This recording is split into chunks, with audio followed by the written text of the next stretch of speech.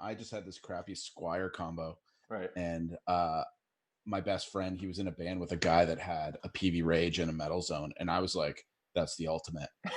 That's what I need to like save up and get.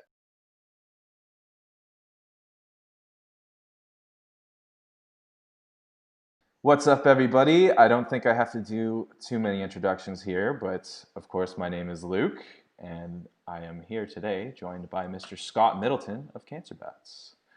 Hey How are guys, what's you? up? Good. Thanks for having me, Um, Luke. yeah, absolutely.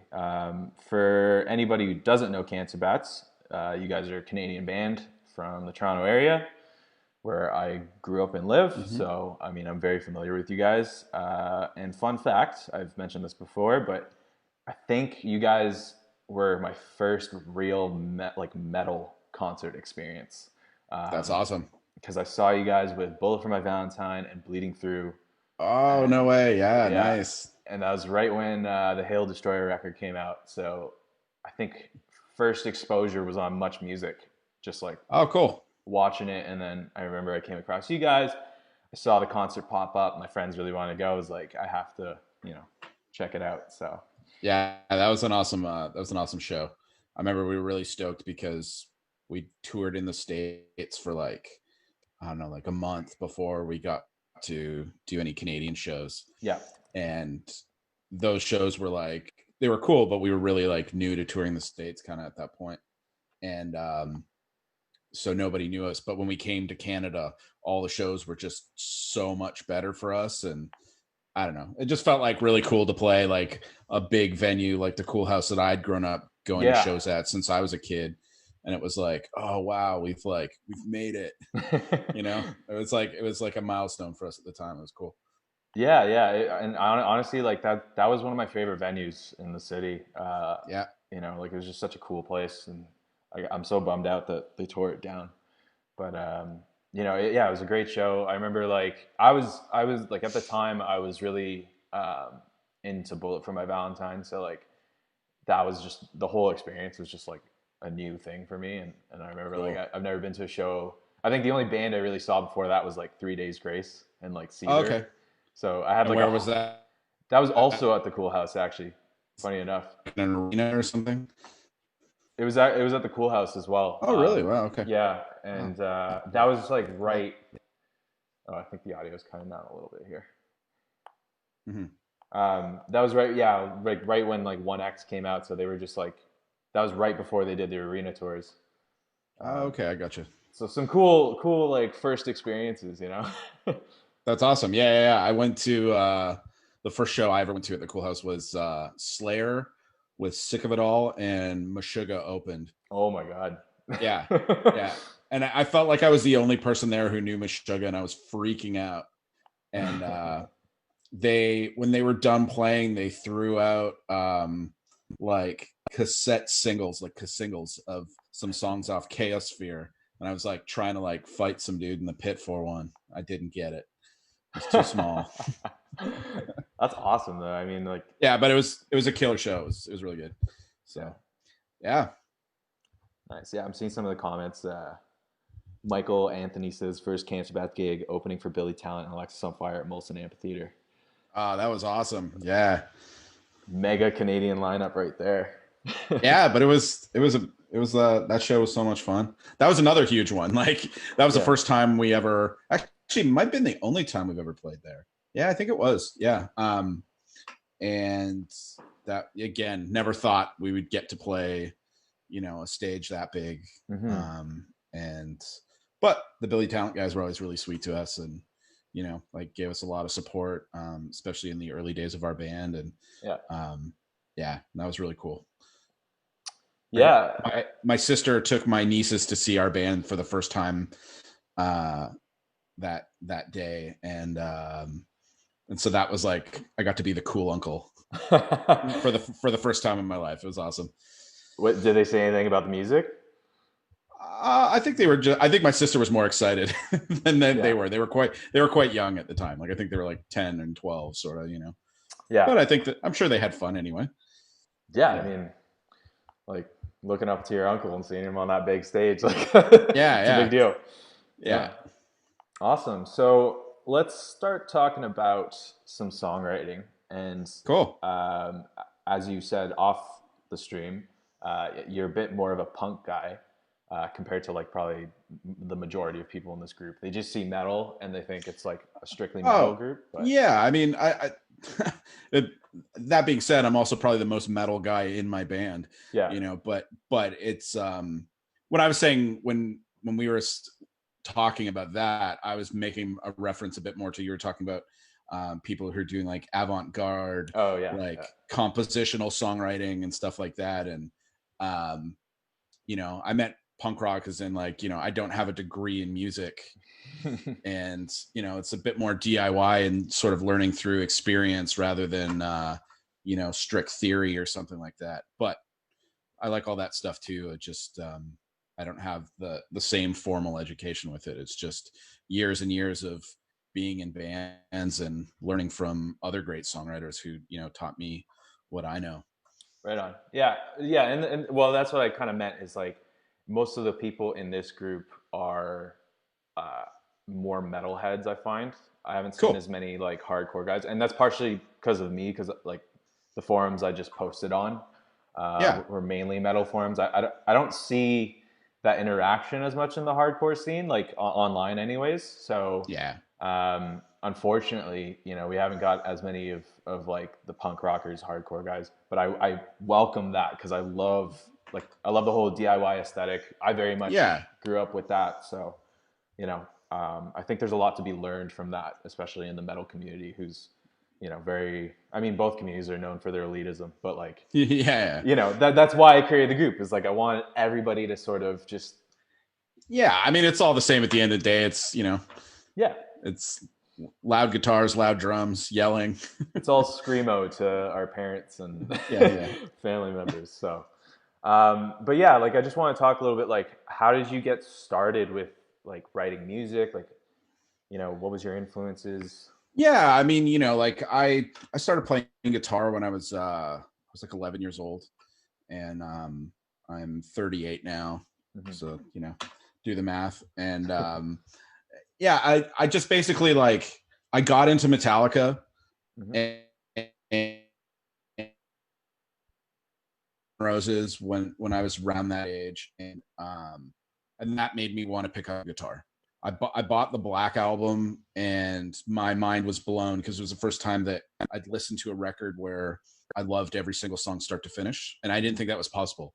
Because, like, before that, I kind of grew up more on like pop music and maybe a little bit of other like rock stuff, but like just stuff kids would listen to at the time.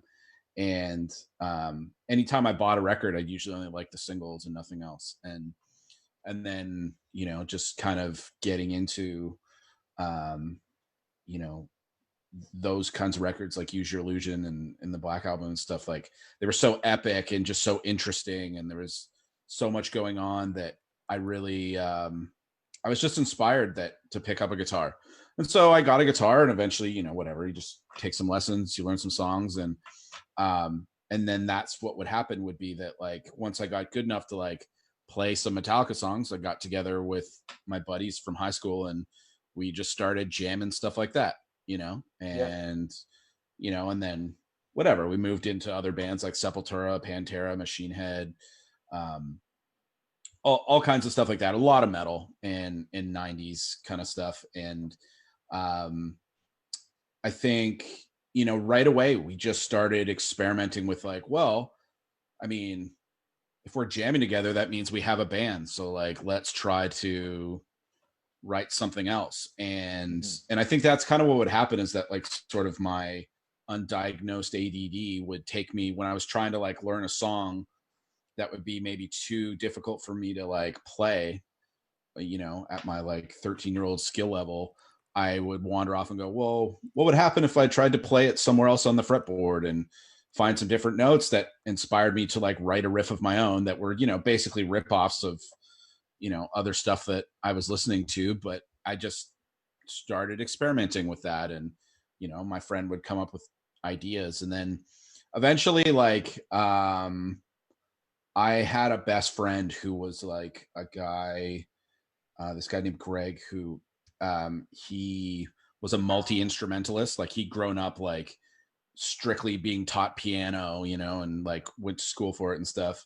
And he bought like this Kurzweil like workstation keyboard sequencer thing and started composing electronic music through it and using samplers and all this stuff. And it like opened my mind really to the possibility of like, oh wow, like you can just be a guy creating an entire album of music on your own in your bedroom.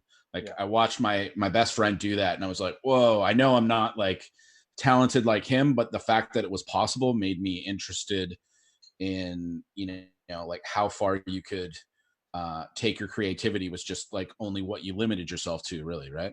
Hmm. And eventually he started like this sort of metal industrial band, and it's kind of like a heavier Nine Inch Nails kind of thing. And they kicked out their guitar player and asked me to join, and I got really excited because that was my first band, like really. Yeah. And that would play shows and stuff like that. And so he you know he kind of taught me a lot of stuff. I would just watch him create stuff. And the singer of that band, this other guy, Bernard, who was an amazing singer, they teamed up and just wrote like these beautiful, heavy industrial songs. Like they just had a lot of complexity and depth. And um, I I had one other thing that helped me along the way, that helped me be in that band was when I was in high school. This like I did music classes just like as part of high school, Hmm. and it's just like as an easy credit kind of thing, and we were allowed to play guitar in it, which was made it extra fun. And I guess luckily, whatever, I was at the top of my class and I got noticed by this other teacher who was like handpicking musicians who he thought were the best in the school to be a part of this improv jazz band that he wanted to form, because he was like a saxophone player. And so he like basically handpicked all the students and he chose me to play guitar in the band. And basically he sat me down and like we had to learn like Miles Davis songs and stuff like that. And then Interesting. he would like solo section, do whatever you want. And I was like, oh, okay. So like I bring a distortion pedal and I start just like wailing really bad metal solos in the middle of this like jazz stuff. And he was like, okay, you're not allowed to use distortion, you're not allowed to bend notes, Oh like man. like the only vibrato you can use is like acoustic style. And just like he put like a lot of restrictions on me, but I learned so much. Yeah. And he really taught me how to listen for when I was playing in key and when I wasn't. And it taught me a lot of this like sort of musical intuition that I didn't have prior to that. And then so because I'd went through that in this improv jazz band, um, joining this sort of metal industrial band, my skills lent me to like listen to what the other guys were doing, and I would just try to improvise some accompaniment, Hmm. and see how I could add, uh, texture and harmony and stuff like that to the songs that they were already writing. Um, and it was really cool. And it was just like, and then some of those experimentations turned into like, I would come up with a melody and then they would write a song around the melodies that I would create, just like, noodling around. And that became like a lot of fun for me. Like, um, because I'd never had that actual collaboration with people who um, played a kind of music that I was interested in. Hmm. And then that just led to, okay, after a while, that band slowed down a bit. We had like we had got signed to like a record deal for this label in the States, but it was kind of like a small label, and nothing really took off from it. We did some touring, which was fun, but eventually I was kind of like, well, I want to play heavier music. I was getting really into like the local like hardcore scene and stuff like that, because I could just see that it was just this great sort of melting pot of different people from the Toronto area who Hmm. were just like having fun and being creative and not focusing on just other stuff that other kids that I grew up with, were, they were just like focusing on like partying all the time or something like that, Yeah. which whatever. But like I cared about music more than anything, like Yeah. I never got into doing drugs and stuff like that. I spent all my money on buying records and guitars and everything I did was like a focus on music. And so I got really inspired by that local sort of DIY hardcore scene, which at first, like for me, was little bit shocking stylistically coming from more metal kind of stuff. Yeah. But I grew into it because I was like, oh, this is just as heavy as any of the like metal I'm listening to. It's just a different way of, expressing it. It's a bit more influenced in punk. It's a bit more political, whatever. But all that stuff kind of spoke to me. And so I, just started joining hardcore bands and like writing with them. And eventually that came into this band, the next band that I joined, which was like this metal band called At the Mercy of Inspiration, which was like definitely a bit more death metal, European, like Swedish metal influence stuff, a lot of like At the Gatesy kind Yeah. of type thing. And that was mixed sort of with metalcore, I guess, as well, because that was the easiest thing, was to get on metalcore shows or like metal hardcore type stuff, as opposed to like traditional metal, which is kind of like at the time for us seemed as like this kind of like higher elite level of like it seemed more professional, whereas like hardcore was the underground, and the metal that was going on there. And so and that was like really, I think, kind of like where I started coming into my own. And I joined a band and started writing songs for it right away. Yeah. And that was like really cool because I got to collaborate with some total strangers, and form bonds with them to like start a band that like did some serious touring and stuff like that. Like um we were playing shows with like Alexis on Fire when they first started, because we knew all those guys when they were in bands before that. And then so like what had happened was like I knew like the Alexis guys, and like Wade couldn't make some shows, and then so they asked me to fill in on him on some shows that they were doing on tour. And so that was fun. So then when they were like touring the first record, they brought our band At the Mercy of Inspiration like on tour with them, like across the east coast of Canada. Like we did a couple weeks, and that was super fun. And I learned so much that way. And then like while that was going on, I had started Cancer Bats as a side project of my other band.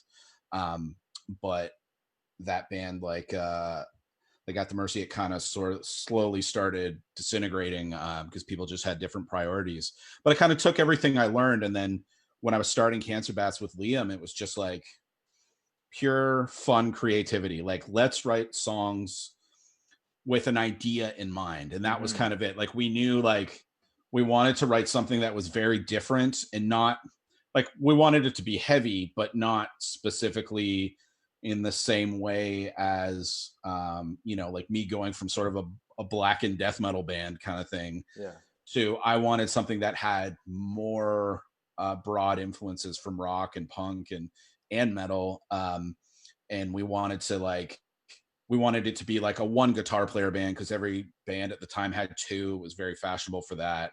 And every band had to have like double bass drums and stuff, which again, like I love that stuff, but like it got boring. And so we were like stylistically making decisions that like, hey, we wanted to do something that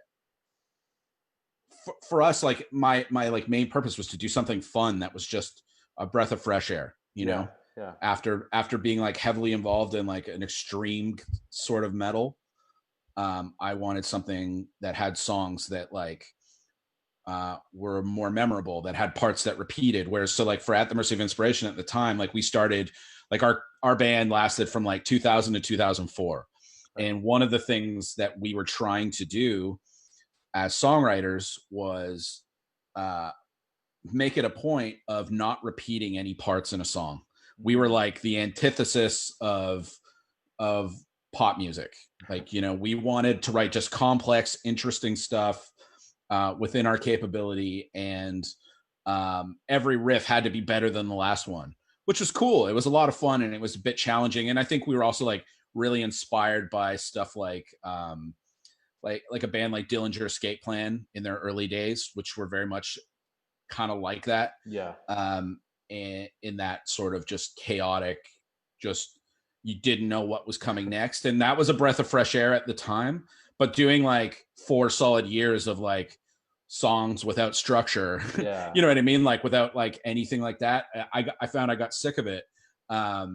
So Cancer Bats, like I came with the approach of like, no, I want a bit more classic song structure. I want choruses that Mm-hmm. are legitimate choruses. I want, you know, interesting bridges and like, but you know, we still wanted to have stuff. Um, you know, we weren't trying to make pop music. We still wanted like heavy, loud, a really aggressive music, but just in different ways. And so that was cool, like making, you know, that decision and seeing where that could go. And but the really interesting thing for me was when we started playing shows and changing our songwriting approach, it was like people latched onto it right away, like faster Mm-hmm. than anything I'd ever been a part of. Like my other band had like some really good success, and like we would have like great headlining shows of our own, but like from the get-go, people kind of started talking about what Cancer Bats were doing. And I really think like the songwriting approach had one of the biggest influences and impact on our career. And then moving on, like when we did our first record, Birthing the Giant, our record label introduced us to this producer, Gavin Brown, who worked with Billy Talent in 3 Days Grace, like you were saying, and loads of other bands, you know, in Canada especially. And you know, we weren't sure about it at first because we're like, how's this guy going to fit with like, what has he done that's like super heavy? We weren't sure. But honestly, it was probably like the best thing we ever did because he really taught us how to look at songwriting and write songs and how to Yeah. create tension and release and create space within arrangements and how to declutter things and trim the fat and really organize like what ideas we had that were really good. And we watched his process throughout our pre-production with him, and that really inspired me. Like I Mm-hmm. can't time I think I really recognized it and appreciated the way I do now. But I always like say, like, you know, if it wasn't for a guy like him, I probably wouldn't have a career. You Yeah. know, I owe a lot to a person like that for, you know, being a mentor. And I mean, he was just doing his job. He was hired to produce the record. He, you know, but he like, I think he really fostered us within that, like, you know, several month period that we were like working on music together. And then same thing, like we ended up continuing making records with his like engineering team, Eric Ratz and Kenny Luong, and those guys, you know, they dove even deeper with us and continued and sort of fostered that sort of creativity and made sure that we didn't lose sight of, you know, the early lessons we'd learned from Gavin. And Mm-hmm. and so that was really cool. And I mean, I think like exploring along the way, like what worked and why, uh, has always been kind of the fun thing, you know, just being like we can get heavier, but if we write a song that's like really memorable, that doesn't matter, Yeah. you know, like people are going to connect with it if like, if, you know, if the arrangement is really good, if you write like melodies that are still brutal but like get stuck in people's heads, and you know, or they have things like lyrics that they can actually connect to. And that, and even more importantly, and this is one of the things I think from the get-go about our band, is we approach things so honestly. So like when Liam would sing, you believed him, you Mm-hmm. know, whatever, if he was stoked, you saw that smile on his face while he's singing it. If he was pissed off, you could hear it in the fire in his lyrics, and that kind of thing. Like um you know, I think that set us apart in some ways from a lot of other bands that you see like kind of go through the motions, or they don't do it sincerely, or they lack the confidence to really speak honestly. I think that's like the lyrical thing, I think, is really an underdeveloped part of what people do, because so many times I'll work with bands in the studio when I'm producing, and I'll ask them what the song's about, and they don't tell me, or they can't really tell me. And I'm like, Hmm. you didn't even think about this. These are just words on a paper to you. Like, Yeah. come back when you've written something that like you can speak of, because like if it's dishonest or if it's not something you believe in, like why am I going to listen to you? Why should I invest my time or furthermore my money into supporting your music? As a fan, right? Like I'm Yeah. just talking Yeah. about anybody, not myself, um, but I like, and that's the thing when I'm producing, I like to think of myself as as a potential audience member, Yeah. and so that's the key, I think. Well, sorry to Is interrupt you there. I just yeah, wanted to say on that note, like because I obviously produce bands as well. Like I go through the same thing, and a lot of times I tell them like, I'll get demos, and I'm sure this happens to you. You'll get instrumental demos, and people will be like, okay, so we're working yeah, on this, and I always tell them like, I can't really judge a song until I hear what it's about, what the message is. Like all these yeah, things are so important; they important, yeah, influence everything, and then also like even just the other members and their awareness. Oftentimes they'll have the vocalist write the lyrics or whatever it is, yeah. and nobody else knows what the song's about. And I'm like, what are you guys doing? Like, Yeah, you yeah. know? I mean, this is a huge thing. Like, again, it's kind of like the growing pains of like getting into this stuff because, like, obviously, singing and lyrics they can be more personal, and Hmm. the person who's doing it and writing and singing it is like the most vulnerable, Yeah, emotionally, psychologically. So a lot of people are embarrassed and they don't want to speak about it, and because they're just it's the easiest thing to criticize, yeah, and so that's a hard thing. And also a lot of singers aren't properly trained, hmm, um so they lack that sort of discipline to like come in and have the same organization and preparation that some other musicians do, because they do it so much less. They can't, yeah, most of the time they're not, especially if they're like screaming and metal or something, like doing heavy voices, most of the time they're not doing it alone because it's yeah. not fun. It's not They'll fun. they'll be in their car practicing if Yeah, anything. well, and that's the main time they can do it, right? Exactly. Maybe in the shower or something. But so that's the thing that I've always kind of realized. And like when I work with bands, I'm always making sure that like, the vocals and understanding the lyrics and the lyrics, a massive priority for me. And it's the same way, like when I hear instrumental versions of a song, it's very like, if the music could be really good, Yeah, it's cool. But like the thing that I've noticed through all the years is it's like you can take a song that sounds great and then you slap like some vocals on top of it, and if it's not the right fit, it just ruins the song. yeah, You know, yeah. and so like I'm always encouraging bands like send me vocals with demos.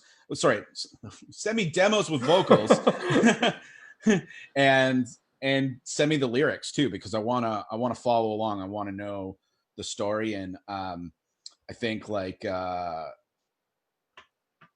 like until I started doing that and really like knowing, I don't feel like I would have ever like gotten the best performances out of a singer, Yeah, whether that be someone I was in a band with or not. Like I can remember back in the day, like my old hardcore bands, like we never asked the singer what the song was about. hmm, He'd just show up, probably be writing lyrics in the studio, or figuring it out, and we wouldn't even know if they fit. And like that was the bad part, because like we would jam and we would hear him scream, but everything was so loud, and like we never really demoed anything properly back in the day, especially like nobody had laptops that did recording, like yeah, in 2002, like that wasn't really a thing. And we didn't have portable interfaces at all, so like getting recording gear was a pain in the ass. yeah, um and so like we just never demoed anything, so we'd always have to wait to the studio to like really hear, and it'd be like, oh my god, like I can remember like there was in At the Mercy, like we would be like working, and my singer was my best friend. I loved him and he was amazing at what he did, but there was a couple of things that like I really had to coach him through, like to make sure that the timing of the vocals was right with the flow of the music, and I'd have to help him change words and stuff. And that was sort of like my first foray really into um like taking a seat as a producer on a record, Yeah. and really trying to like guide someone through you know, like because even at the time, like he was experiencing a little bit of like stage fright in the studio. You Hmm. know, they got scared and like couldn't make it happen the same way, and we had to like with the help of the engineer, like we had to like create an environment that he was comfortable in. So we put him in a dark room with like candles and just gave him a 58 and like and made him hold it a certain way. And you know what? He That's when he started knocking it out of the park, you know, Yeah. and that was like where I realized it's like there's, you know, it's not just about the notes. Hmm. There's a whole psychology involved in like in songwriting and working on songs, because each of them is like a kind of a living and breathing entity that have connections with us as humans, right? Yeah. And the best ones, you know, are seeped in that kind of emotion and real honest you know, catharsis or whatever. And it's like if you can really convince uh you know, a band that you're working with, you know, whether that be as a musician or like us as producers or something, to like, you know, take things to the next level, and like if they can make like you as a member of the band believe it, Hmm. you know, then you probably have a like a good, you know, indication that like other people are going to like it too, Yeah. you know. Yeah. Like, I really think, because like if you're sitting there and you go, yeah, it's just okay, you know, I or hate just that. like, yeah, like I mean, that's kind of an indication is most people won't like it either, you know. uh, Yeah, I mean but it's a form of communication, right? It's a way you communicate yeah. emotions, you know, all these things. So it's really important that you're authentic and that you really believe in what you're saying, and you know, and Yeah. that it matches the music, because all of that together is how you're communicating that to your audience, right? And if they don't 100 connect with any of that, then it's not doing anything for them. for sure. Like that was, so this is one of the things, like when we worked with Ross Robinson on our Searching for Zero record, that was like where we had our sort of minds blown open by him, because he dug deeper about that stuff than anyone ever had with us. And like you know, like we were we were tracking drums, okay. Hmm. We're all in a room together with Mikey, and we're all playing along, listening in headphones, and just like Russ created the vibe to make it feel like we were kind of playing like a live show in somebody's basement or something. It was fun. And basically, once we like had figured out the arrangement and he was stoked, before we did started like, you know, doing takes, he turned away from Mikey and like went straight at our singer Liam and was just like, "Hey man, what's the song about?" And then Liam would be like, "Well, it's kind of about this," and he'd be like, "Well, don't give me kinda, give me exactly what it means to you and why." And Hmm. so Liam would then speak about uh, you know, what it meant to him, and we would listen to this story, and it was like, "Oh, that's cool." You know, maybe we never heard that level of explanation about it before. Rather, you know, might have been something a bit more vague. And uh, then Ross would go, okay, wow. Like he would, you know, they'd have a dialogue about the subject. And then Ross all of a sudden would turn to me and be like, okay, Scott, now that you've heard that, how can you relate to this in your life? Where is an example of, you know, this kind of story happening to your life or someone you care about? Let's talk about this. And we would each like have this like outpouring of honesty Hmm. about how each of us could relate, so that when we perform the song, he would have us all thinking about what was going on in relation to the lyrics, so that while we're playing, it's kind of like, you know, even like Mike, who's the guy tracking drums, he's essentially wants Mike singing the lyrics through his playing in the drums, you know, which is really cool. Um and it was really nice, you know, like taking a step to to like toward working on music in a way that wasn't strictly technical. Yeah. You know, it wasn't about only achieving technical excellence. It was like you know, capturing like passion and honesty and real emotion, you know, while making a record. and Ross is the guy that does that so much more than anyone I've ever met. But it's cool because that's the kind of thing. It's like I remember those experiences. So like in the right moments when I'm working, I'm trying to like find reasons to do or reasons to include capturing energy like that on the records I make too.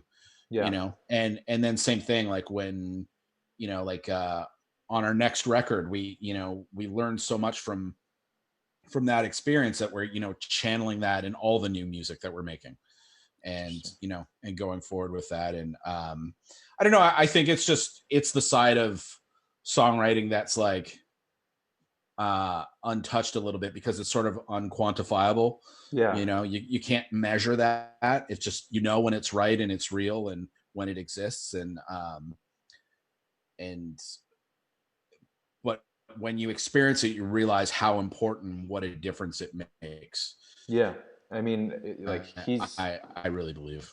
Yeah. And I wanted to ask you about that because I like knowing that you worked with Ross. Like he's known for that. He like every band he's worked with, whether or not they choose to work with him again, it's like a transformative experience for them. And obviously he brought up bands like Slipknot and Korn. 100%. Yeah. I mean, yeah. Sorry, I was cutting out a little bit. I mean, that's the thing for him. It's not about. Sorry. Is it? Go ahead. Is it better now?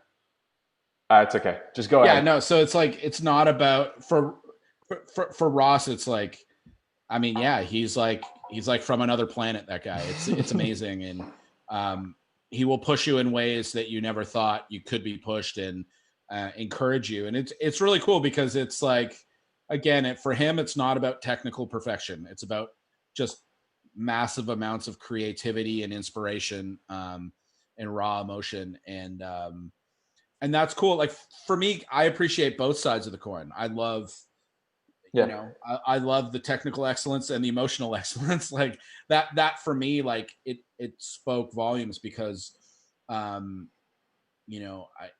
we came from a different world that was a little bit more on the other side, a little bit leaning toward the technical always, which I really respect. But this foray into real and work songs that just lining things up to a grid and Pro Tools. Awesome. Yeah. Well, there was so much to dissect from that, but a lot of that is going to be brought up in the questions, I'm sure. Cool. I did have a couple questions already just in regards to your writing process. A lot of people are very curious how you get inspired, how you start a song, or even like on the technical side, like do you sit at your computer and write songs, or do you guys jam songs together?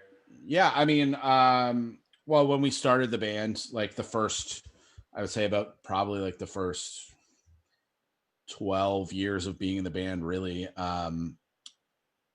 we focused a lot more on getting in a room and hashing things out, especially in the really early days. It would just be like, go to the rehearsal room and start playing, just see what would come out. And for me, that's a lot of my favorite way of writing, and still is just collaboration with another person, and feeding off the energy that they're putting towards me. So if someone, like listens to me play a riff and then they go a certain way with drums or bass or whatever, singing, I react to that and how I, get inspired by like their addition to what's happening. And I think we, formed the basis of our first like 4 records exactly like that. Like we got the band to a point where, like we were signed, so we had to deliver records essentially sort of every couple of years, right? And we would come home from tour and then we would say, okay, we've got a few months to write a record. Let's get a rehearsal room and we're going to go there every single day and work on ideas. and or 5 days a week, whatever it was. And we treated it, because we're like, well, the band is something we're trying to make our career. We're going to treat it like a career, and we're going to show up to work every day and and do our job, which at that time we would be writing songs. And so we would just go in and hash out riffs, maybe like we'll work on some stuff at home. I'm never the guy who's sitting there like crafting an entire song start to finish on my own. Most of the time, like I've done it a few times, but like I just get so much more inspired by the human interaction. Like that for me goes a long way. Now the trickier thing, like since our last record is, we don't all live in the same city or same provinces anymore. Like, we've moved across the country from each other. And so like getting together is a more, very much a scheduled type of thing. And so we'll all try to come up with as many ideas as possible, like on our own. And piece together. And then of course we've got the internet, so we send riffs and ideas back and forth. And everybody has started getting little recording setups to be able to like Mike, he'll go add some drum ideas to a riff Jay came up with, and I'll add my ideas on top of that, and then Liam can try some vocals later, stuff like that. And it's kind of how we started doing things a little bit on the last record. And that's kind of the next step moving forward, because of like quarantine stuff, that we're trying to do, like work on riff banks and song banks that like, we just say, okay, here's one. What's everybody liking the best? I feel like when we were doing sort of like Dead Set on Living and Searching for Zero, we were sort of at our best in terms of like the most ultra collaborative, because we would say, okay, we're going to try and write as many songs as possible. Like our goal is to write like, especially I remember when we did Searching for Zero, like we got into the studio and we wrote a song every day for a month.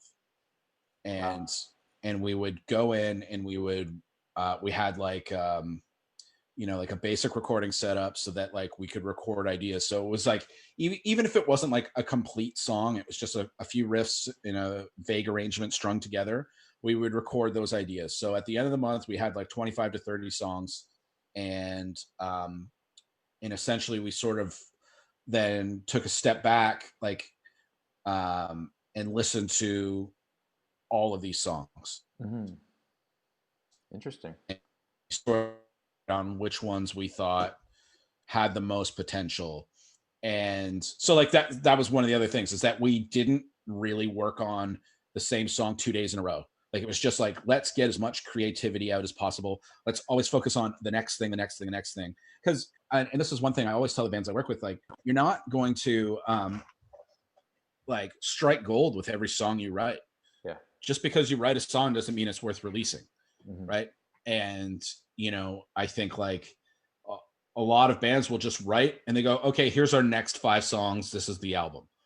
And it's like, well, yeah, no wonder records end up with a lot of filler on it, Yeah.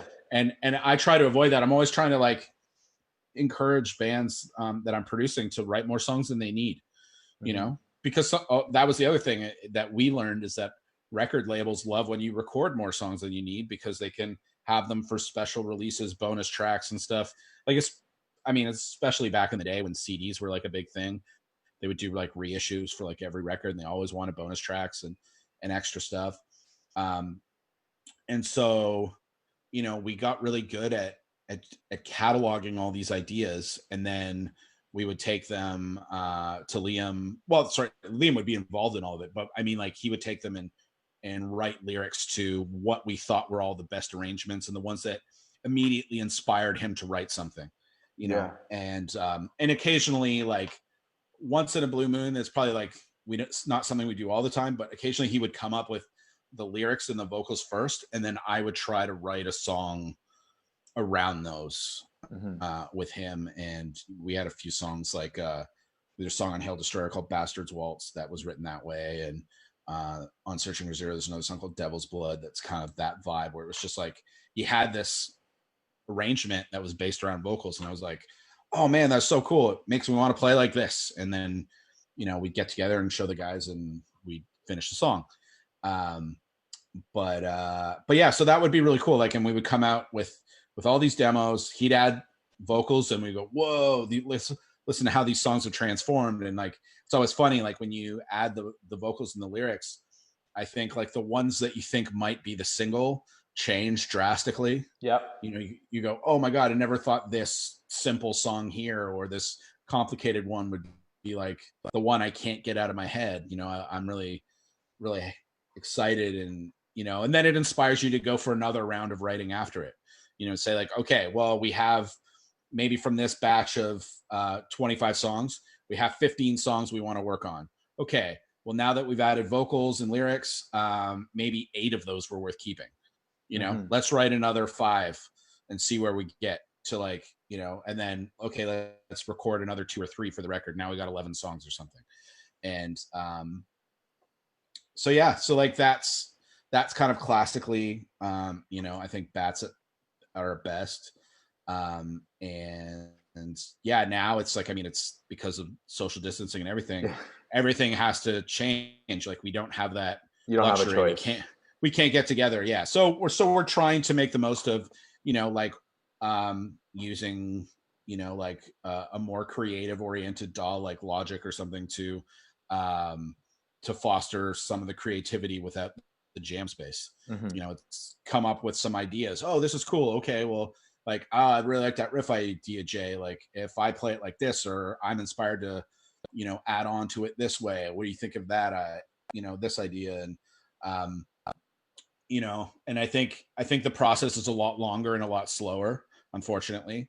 And maybe that's just because we're, kind of old school and grew up just with the jamming stuff in mind. I know there's other people that do like, like digital collaboration stuff, and they go through it way quicker. Like, we, on our last record, one of the studio assistants, this guy Jad, he like had this whole library of like sound design type stuff, and he was like, I could like add something spacey here if you want to try. And we're like, cool. And like, we kind of like, in the last couple records, we've gotten down these rabbit holes of like adding more noise and atmospheric kind of stuff just to like add a vibe. It's not necessarily like an essential part of the like arrangement of the song or something we always recreate live, but it adds texture to the record and makes it sonically cool. And it was just amazing watching this guy go like, oh yeah, my is the computer, and and a little MIDI controller, and I just do all this crazy stuff. Like, give me a couple hours, and he would just come up with this wild shit, and we'd be like, how did you come up with that in like such a short time? And I mean, it's cool because it's just different people have strengths that way. And I think we're all learning to go that next step with like everybody in our band, like embracing technology a bit more, as a way to like continue the process until we can get together again. But I think that's just the unfortunate part of yeah, it is what it is of life right now. Until things change, it's just going to be that way. And it's like, rather than do nothing, we're definitely going to try.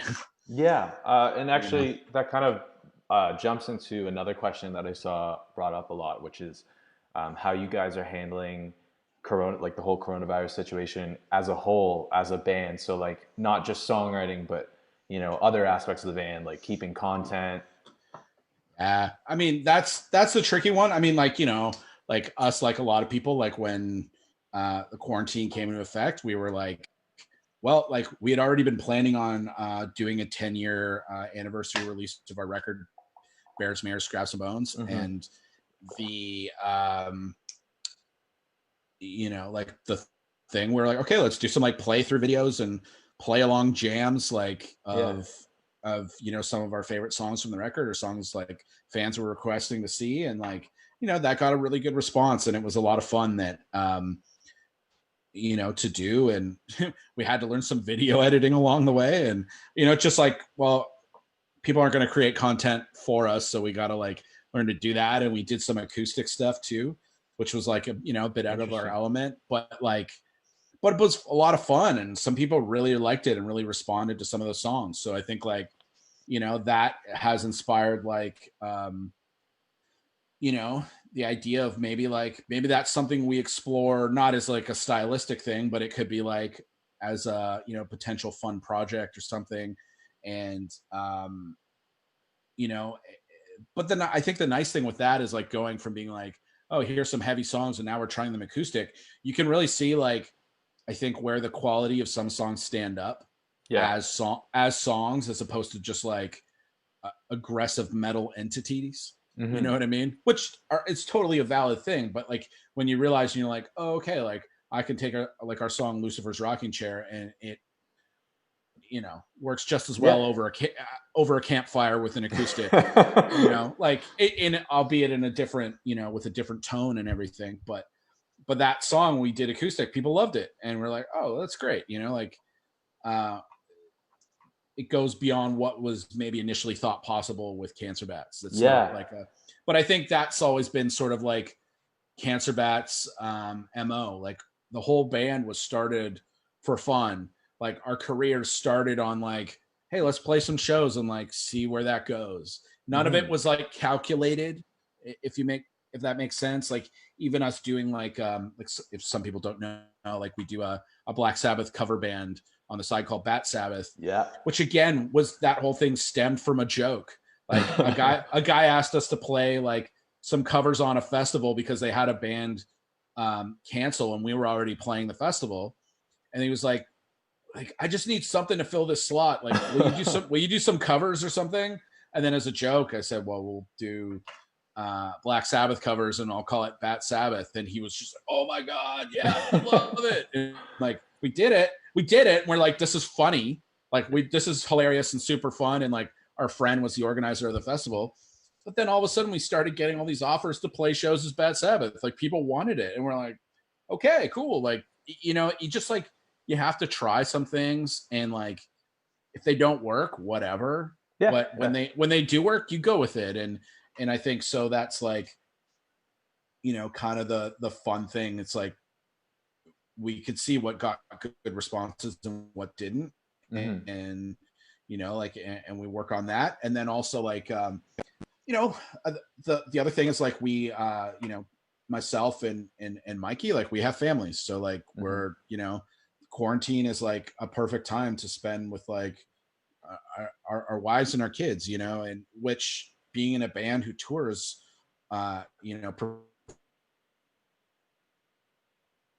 is sort of a rare occurrence in the last 10 years of our lives. And um you know what I mean? So it's kind of like it gives us a way, I think, to like experience something like being quarantined, or having like social restrictions. It's like, well, I can look at this as in a positive way. Like at first I think we were all freaking out, and then now it's kind of like, oh man, I love like hang out with my family every day. It's the best. Yeah. And because if I had been on tour this whole time, I would have missed my son growing up. At like he's only 9 months now, and there's a lot of milestones I could have missed Yeah. if I had been just touring this whole time, which was kind of the plan. And so it's allowed me to live a semblance of a classically normal life in Hmm. some ways, and keep positive about that. So then that like goes, well, okay, like um it keeps me in a good mood and keeps me like getting falling more back in love with working on music, as opposed to maybe like when you do it constantly, in certain ways, like especially on touring, it can be like a grind a bit, right? Yeah, for sure. and and so it's like it's a different aspect. And then the other thing, like I've been doing some like fun stuff where I've been like a buddy of mine's been doing a bunch of like video series with other musicians, and I've been playing bass on a bunch of Misfits covers, Nice. and like and I'm doing some more other stuff like that, with some other local musicians, and it's a lot of fun. I mean, the other thing too is that like, because I have a studio, I've been constantly working on music for other people, as like as my job.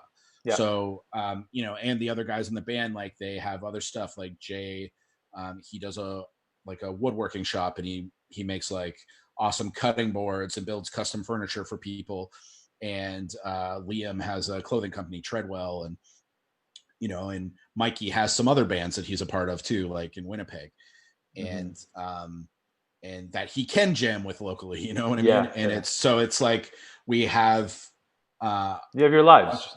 we have our lives, Yeah. and it's like music's just as important. But even though like Cancer Bats, like as a live and recording act at the moment, in its classical sense, is um, not working in the same capacity. I mean, every other band is kind of the same. Yeah. Um, but the other cool thing too is like, because like our recording studio is back open to the public now, I've been swamped with recording bands, um, and that's been going really well. And the cool thing too is like through working with those bands, I see everybody's trying to find ways to like uh, play live music creatively, whether it's live streams, whether it's like socially distanced events and stuff like that, as a way of saying like, why should we stop? Yeah, okay, the experience not the same. Okay, like we can't have like a pit at a show or something. Like nobody's doing a wall of death these days or something, right? It's like, but like I don't know, like it's still important to find ways to support music, especially like independent musicians, and like, because that's going to be the next generation of like great classic records that'll be made, and tours that'll be done. uh and so that's the thing for me. I just kept focusing. Like I think when the quarantine hit, um I obviously wasn't really recording bands, Mm-hmm. but I found ways where like I'd already been really getting into mastering and doing a lot of mastering for bands, which was fun. I worked on my mixing shops and stuff like that too, Yeah. and do mixing records for other bands, and and then, but to keep up things on another level, I do like a lot of like one-on-one, like Zoom and Skype stuff with people from around the world, and I help them write songs, just like we're chatting right now, Yeah. like whether it's like there's a lot of people where stuff like especially like, because Cancer Bats, we tour internationally, so I meet musicians from all over the world and make connections with people.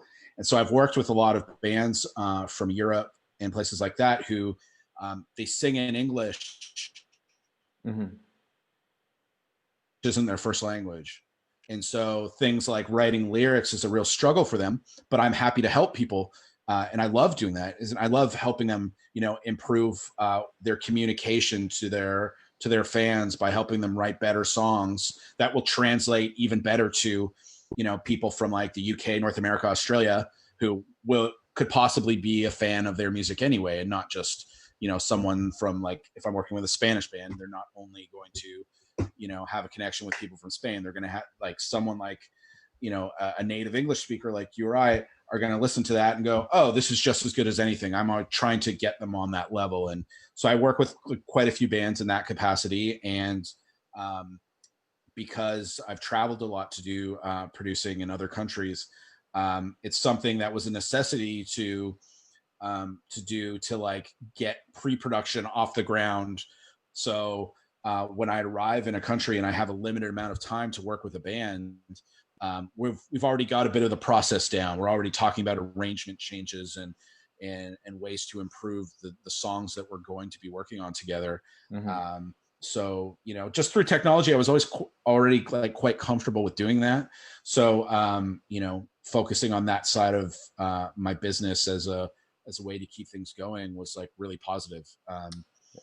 That's You great. know, That's yeah, great to hear, and I think everybody should take note from that because you know I do know a lot of people who just kind of stopped, and I've been encouraging them, like especially bands that I've done records with, just telling them like, hey, like just keep putting out content, keep like working on yourself, your brand, everything, your business, just yeah, so when things do get better and we can start having shows again. Like you're in a better state than you were when you started, right? Just keep working on that. Precisely. And for me, keeping that stuff going is like, been really like a healthy thing, I think, mentally too, because obviously like there's a lot of like, depression and darkness surrounding something like a pandemic. A lot of Yeah. people have been sick. A lot of people are scared. A lot of people are like freaked out.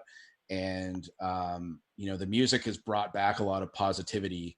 I think, and I love being able to help people, through that stuff with music, Mm-hmm. and that's, it's really important to me. I think that's, when I look at, what music's done for me in my life, that's what I'm always trying to like give forward, to other musicians. Because like, sort of like, me telling you like throughout my career, people have mentored me in a certain way.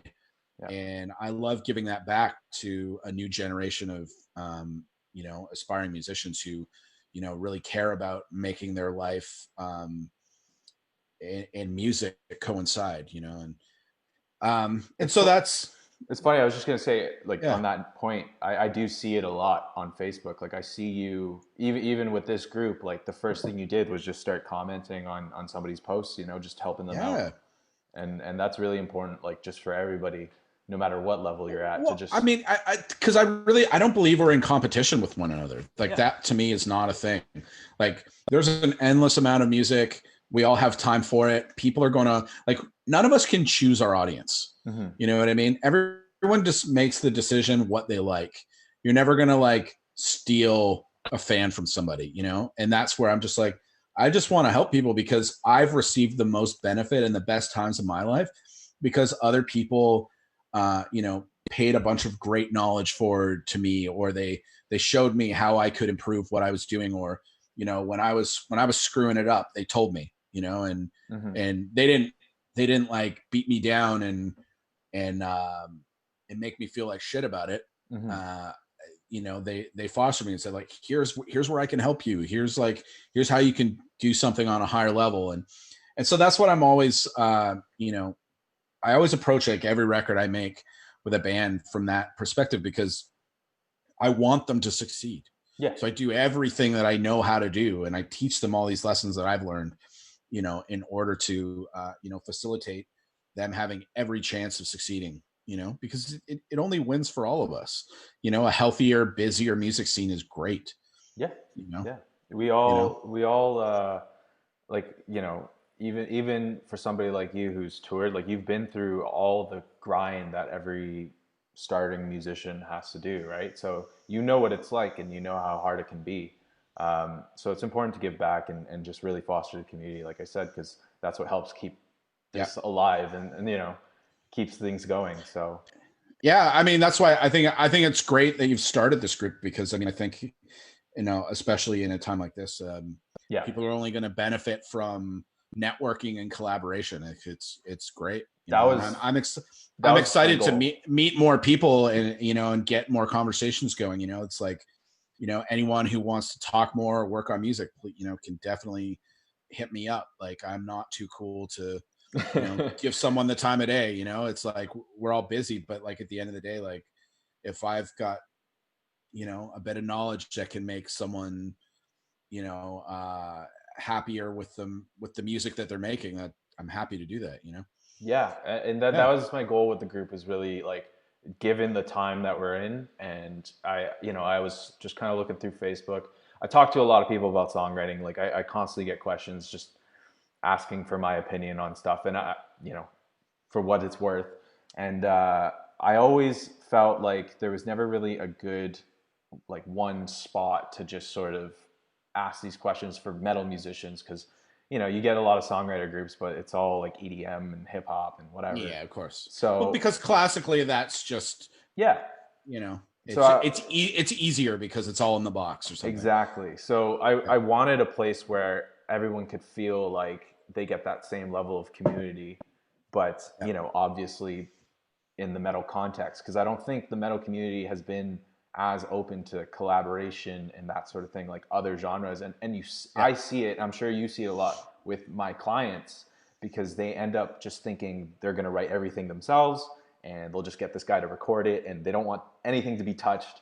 And yet your whole story about, you know, how when you worked with Gavin Brown and all these guys, like they were, you know, just as invested in the music as any of the members of the band and really helped you Absolutely. shape the band. Yeah. So Yeah, no, and I mean that's true. And then also the other thing is like how many bands or musicians have we seen where like there's a couple of people in the band who have the right attitude, the right motivation, the right dedication, commitment, and talent, but they're missing two or three key members to make it happen. yeah, Like, you know, I think that was also like the thing with Cancer Bats that led us to the most success is that we got absolutely lucky in finding each other, you know, and that is to say like four individuals who were wanted the same thing, the same goals of like, let's write a bunch of songs that we're proud of.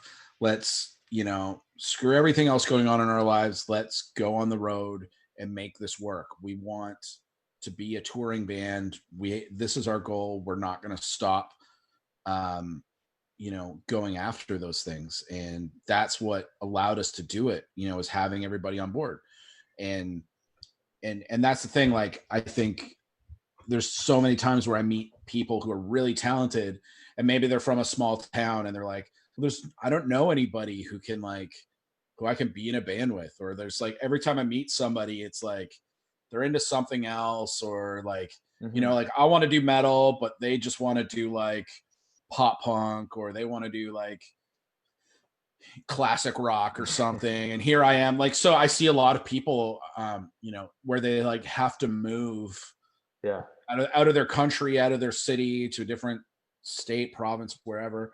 And, you know, in order to just like try to meet more people. mm-hmm. But they don't even necessarily have to do that. You know yeah, what I mean? Like, I mean, especially when I look at like how my band is now, it's like we're in different corners of our, you know, in Canada right now. And our band's still functioning great. You know what I mean? Like yeah, that the distance isn't what's, you know, holding it back really. And, or it's not holding anything back. yeah. You just And adapt. you just adapt. And honestly, like every major band I know is essentially like that. Most of them don't live near each other after a point Yeah, when they start growing up and going off and having families, especially. And it's like, okay, well, that's not the thing. It's just you just have to meet those people, and yeah. having a place like, you know, this group to meet and collaborate like that can lead, you know, hopefully you know, I'd love to look at, you know, a few years from now and see how many bands have formed from meeting on a place like this. Yeah, Like that would be the cool thing. yeah. I honestly hope that, and that's why I put up that songwriting competition. You know, obviously I had to make some rules for it, so I made it stylized in like the Slipknot style. But like, you know, I hope that people are actually using it as an opportunity to just meet others and like practice songwriting together and just see who are like minded like them. You Yeah. know, that's why it exists. It's not necessarily for the prize. The prize isn't like, it's cool, and I really appreciate Double Impact Drums for donating that prize. But my goal with it, also knowing a lot of the musicians who are in that position who haven't found like-minded musicians, like I want them to participate. I'm like tagging them, saying like, hey, like get involved in this because this is a good opportunity for you to really like meet people and get connected. You Yeah. know, I Have some think, fun, especially like yeah. we're all stuck kind of at home and, you know, we can't jam. So like, let's write something. Yeah. A lot of people also dismiss the, opportunities because they think it's out of reach. And like, I think this, our interaction alone is just an example of how like easy it is to really just connect with somebody if you just put yourself out there, you know? Absolutely. We only got connected. I don't know if you remember this, but we got connected because I knew the bassist at the time for Speaker, which was a band you produced, Oh, cool. Yeah. Yeah. Adam. Yeah. Yeah. And Adam's great. you know, Adam and I grew up together. We actually went to like elementary school together, so like I've known him forever. Awesome. And you know, we were just talking one day, and he was just like, "Yeah, man, like Scott from Cancer Bats is producing our next record.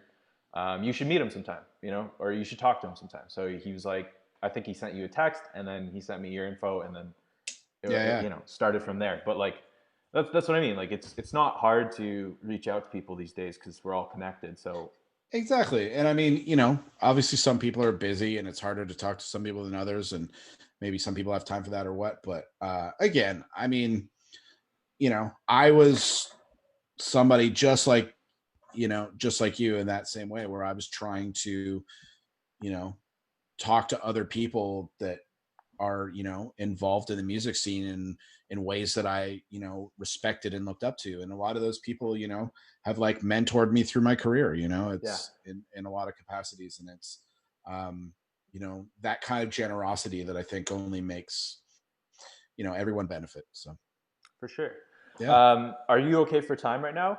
Yeah, totally cool. If we want to get to more questions or something. Sure. Yeah. I mean, there's a lot of questions you actually covered. I think, Cool. especially about like because a lot of people had questions regarding how you sort of got your start and the whole Yep. grind of the band, and you really covered that in detail.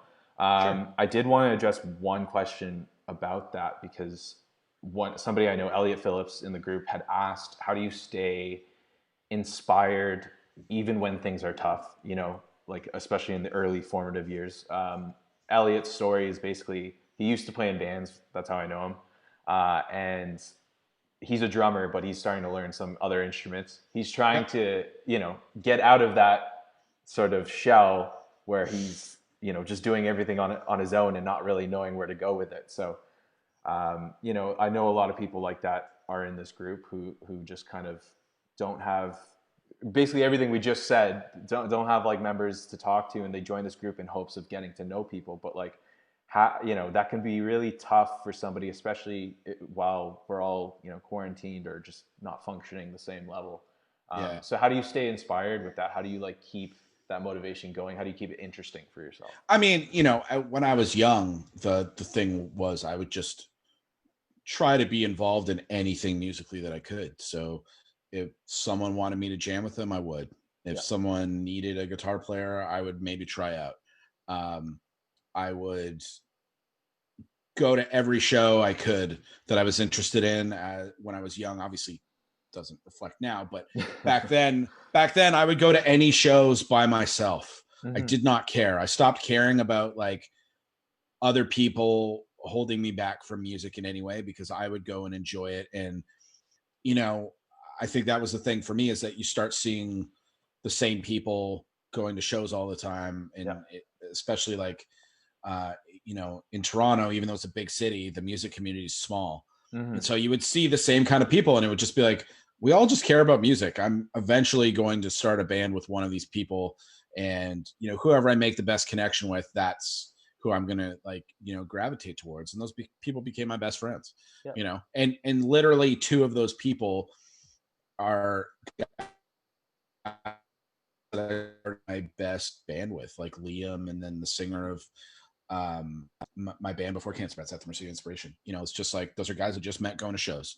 Didn't know them, didn't go to school with them, didn't have mutual friends. Literally, like I met Liam going to see this band from Sweden called Raised Fist in Toronto, and he came up to me um, and was like, he was just like, "Oh, hey man, you play guitar in that At the Mercy of Inspiration, man. I've seen you guys like a bunch of times. You're awesome." And just was like real friendly dude. And I think he was like, this is back when we used to go to shows and we'd walk around selling our demo tapes for our bands to like strangers. Like this is what people used to do, right? Yeah. And like we literally like it was just like, oh yeah, cool, thanks, man. And like was a really nice guy. And then I started seeing him at more shows here or there, and we'd hang out, and then we made plans to hang out, and then you know, and then we were just good friends. And then he was like, hey, next time, he moved away to Montreal. And then it was like, hey, next time you come to Montreal, like I've got a jam space with a drum kit. Like, do you want to like bring your guitar and we'll jam? And that was literally like the start of the next 20 years of my life. You know, That's like, awesome. yeah. And it was just kind of like going on those like taking those steps. And then same thing, like I had already like when I started Cancer Bats, one of the cool things was like I had just finished sort of like recording school. And so I had like free time to use the school studio to record the first Cancer Bats demo. Mm-hmm. which I didn't know what I was doing. It sounds like crap, but it's, I honestly, it's a great memory, and I don't care. Like, you know what I mean? Like, that doesn't matter to me. It was more just like, we went out and we did it. And literally just doing that on a whim, set this whole, string of events in motion, to like getting assigned and everything. And then also the same thing, like when Cancer Bats were like in the heat of our um career, and we were like set up like making demos, and when I was saying we were like writing songs every day, we had gear set up. And then I just like overheard some of my friends in other bands, like that I would just hang out with doing other stuff, not even music, like playing poker or something, and Yeah. them talking about like, oh, trying to find some place to record, and oh, it's maybe expensive, and they don't know if the guy's the right fit. And then I just like spoke up and was like, hey, I'll record your band. I've got all the gear. I know how to do it. Like, you want to hear the latest Cancer Bats demos? Like, this is what it'll kind of sound like. And they were like, oh, that sounds great. Cool. Like, yeah, can we come down? Like, let's figure it out. And that was like the start of me like producing other bands, and like 10 years ago. And that was really cool, because one of the first bands I worked with, they got signed right away, Yeah. just from this jam room recording. But like, we worked on it and made it good, and the songs came out great, and they're talented, and just people liked it. And so then I was just like, well, okay, I'm gonna keep going with this and just keep saying yes to opportunities. Like, who cares? Like, people get so bent up and so out of shape, and they get over emotional about I think like the severity of all this stuff. Mm-hmm. And it's so much of it is like fleeting, and so much of it is like not worth getting angry and upset or depressed about. But you do have to like take steps and like step out the door and say hi to some people. It's really about making connections with other people. Every single thing, and taking that like healthy attitude of like um just being available and being reliable and all that stuff, like will go such a long way. And I really think that like approaching things like that really helped a band like ours take off from the get-go. We were just always like, someone would ask us to play a show, yes. Yeah. Who's playing? A bunch of weird indie rock bands. Well, we're really heavy. Yeah, but it might be cool. Okay, cool, let's play it.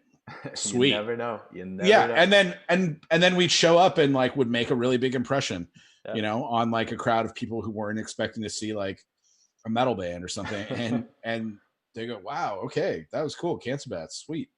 Like, and you know what I mean? It's like there's a lot of factors, but like that. I think that was just always the thing for us. Like, in me, like, always trying to do something new, just not sit around and get bored with things. And that always like kept things inspired. Of course, we all go through moments in our lives where like you want to focus on other things, or sometimes it's hard to like, you can get writer's block. I've been in moments like that. Honestly, most of the time that what got me out of that would be to just try writing, regardless of like whether it's bad or you don't like it. Just get it out, and then just keep going. And then hopefully, like, same thing with this pandemic and everything, like, if you're struggling during this, and that's kind of, a bit of the hope that I have now, same thing, like, things with us writing a new record are going really slow, the way they are with everybody probably. And, but we're cracking away at stuff and trying to like, even if it's not every single day, it's just, every once in a while we're like working on new stuff, and, with the hopes that we're all going to get together again, and like things will be better. And you know what, even if they are different, like, it's not going to stop anybody from making music. No. Unfortunately, the live capacity of it might change, but that's that's something we're all going to have to adapt to, if that's the severity of it. Well, I mean, like you said earlier, like you see people already adapting to it and really like taking control of that. And yeah, I mean, and that's a tough thing, because obviously it's like, being involved in the music scene the way that me and the guys in our band are, like so many of our friends, including us, were career musicians. Yeah. So like a lot of people like really, really depend on this income. And if it's not coming in, it's hard, especially in countries where like they don't have government support or something like that, to make up any difference. And people are going to like struggling to like find work, and there's a lot, but you know what I mean? I think that's the beauty of music itself. It's like, it is in itself a motivator. It's because it inspires. And, like I always found too, like when I would, and I'm even doing it now with like playing those Misfits covers, I find like working on music that I already love and trying to like just recreate it and do a cover version of something on my own, that in itself can be really inspiring, because especially when you analyze someone else's style of playing or arranging songs and approach to music, it's like you see this, you're like peering into like their creative soul, and generally that's not the same way you think about doing stuff or approach it. And that leads to an inspiration and influence. And so like, that's what I've done before, is like sat at home and going, okay, well, I'm going to rebuild this song, even if I'm not great at programming drums, or, I'm not the best, like times where I've been like, I'm not the best bass player, but I'm going to learn how to play bass for this song that I really like. Yeah. And it's like, oh, cool. Now I'm more comfortable at like playing bass with my fingers before I could mainly play with a pick or something, and it's like you progress in different ways if you keep going. And I think like using music you already like is a fun tool. And that's one of the things why I've been having so much fun doing like some Misfits covers. It doesn't take a lot of my time to learn a Misfits song, but I want it to come out good and I care about it. So it's like, I'm just collaborating with some of my friends in an easy way that keeps like music in my life, even if it's not like something I'm using as a vehicle to make money. It's like, it's still just fun. Just like this songwriting idea, like you have, like that I think like setting it and being like, write a song like Slipknot. That's perfect. Lots of people love that band. They're going to like go, oh, well, I mean, they kind of are one of my main inspirations anyway. So I'll jump in and do that. And I think that's such a healthy thing. Like, I mean, I would encourage, other people to jump on opportunities like that, because that's also going to be what leads to forming bands down the road. Like really, like, cause I mean, that's like me jamming in my buddy's garage to Metallica songs. Like that's how I started like my first band, like really, same thing. Like just anybody, it's being like, oh, like something in the style of X. Let's go there. Let's see where this goes, and I think that's also the beauty too, because like, if I think about all the stuff that influenced me, that I was, my shortcomings led me to like, I can't quite play something like this, but, and it's like, oh, well, maybe that's an idea for a new kind of style or a new approach to, writing heavy music in a different way. Yeah, actually, the audio kind of glitched, but I got the gist of what you were saying. Cool. It's funny you mentioned that, because I don't know if you saw this. One of my good friends, Evan Hawley, posted in the group. He actually did, I guess you could describe it this way. It's like U2 covered in the style of technical death metal.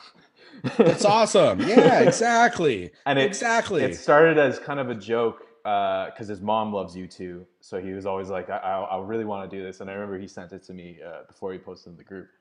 And honestly, it was like one of the most interesting things I've ever heard. I'm not even like much of a U2 fan myself, but like when I heard it, I was just like, wow, this is like, you're onto something that could be really, really cool, And he's a perfect example.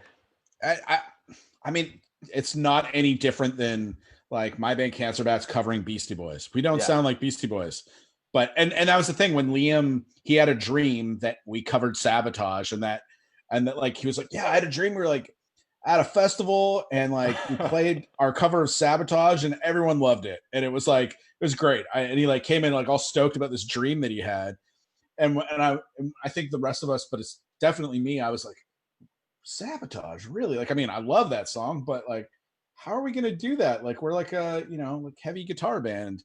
Like, that's like mostly turntables. Yeah, there's some like bass in it, but and it was just like, okay, well, how are we gonna do this? And it just came out sounding like us. And I think that's like what kind of made it cool and resonated with a lot of our fans and helped us get new fans. I mean, honestly, that's like I think a thing that like we've seen so many bands do, like a lot of great covers and a lot of like bands explode from just letting other music influence them and them kind of attributing their style to those arrangements and productions. And I don't know. I mean, I always loved that. I mean, Yeah. honestly, that's probably how I really got into a band like Black Sabbath. Like I, was casual Black Sabbath fan. I knew, Paranoid and Iron Man, and a couple of other songs. But when I was a kid, I picked up this record at a record store, and it was like it was this record called Nativity in Black, where all these bands like Sepultura, Biohazard, Megadeth, Corrosion of Conformity, and stuff. They all did a record, like a tribute record to Black Sabbath, basically. That's awesome. And so I got into Black Sabbath's back catalog as like a 13-year-old kid, listening to this record, where it's so like they covered all these Sabbath songs I'd never heard of. And I was just like, oh, this is so sick. It's my favorite band. And then I went backwards. Yeah. And I like then bought all these like deeper cut Sabbath records and got even more into it. And now I play in a Sabbath cover band on the side. You know what I mean? Like, it's just one of those like funny things. Like, but if those bands hadn't have done that, I might have ignored, that, side of Black Sabbath, maybe. Mm-hmm. Right. And so I just think that's really cool. So like, when I've like, a few times we've met bands that have covered Cancer Bats, and it's like really flattering. And also the modern day version of that too is like the like YouTube video of people like showing, hey, here's me like doing a drum cover, a vocal cover, or whatever. And I mean, I love when people do that, because I think I'm like, well, that was me when I was a kid in my bedroom, but I didn't have a webcam. That didn't exist, like me and my buddy, we would just take like our dad's like camcorders or something and like, film some like real budget version of that, and nobody saw it. But now like people have an audience. So like you can go and say, hey, I love the way that you covered, I don't know, this Slipknot song, or this, like in this collaboration thing you're doing, or this song that you wrote. Like, that's really cool. Like, if you need a drummer, I'm your dude, like that side of things. It's really exciting for me. I'm jealous that I'm not growing up in this time, like mm-hmm. I'm already the old guy, but I like, I get really excited, just kind of imagining that and being like, oh, if I'd grown up with YouTube, I would be such a better guitar player. That's true. Yeah, you see how YouTube's really but because you just have access. Yeah. Well, and I see it in the studio too, especially because like I see like bands that are, like all ages, anywhere from like 40 to like late teens, are like coming to the studio to record with us. And oftentimes the younger musicians are more talented than the guys who are closer to my age. Yeah. They just like, I think a lot of it's just like, because of modern production, music has been recorded tighter than ever. And mm-hmm. Especially in like, rock and metal and stuff. And it's amazing. I actually love working with young people in that way, because it's just like they come and they're just like, they nail it in a, mm-hmm. Whereas some older guys who just like didn't quite have that time in front of YouTube, I think as well, like they're just, they might struggle a bit more. Yeah. And it's literally created genres even, right? Like it really has. I mean, that's awesome. I mean, like, I don't care, like whether I like the music or not. Again, I think, that kind of, musical possibility is inspiring in itself. Yeah. So I don't want to keep you for too much longer, because we've been going for an hour and a half now. but I did want to address a couple smaller questions. Sure. One is from William Lesma, and he's asking any tips on being consistent when practicing your instruments?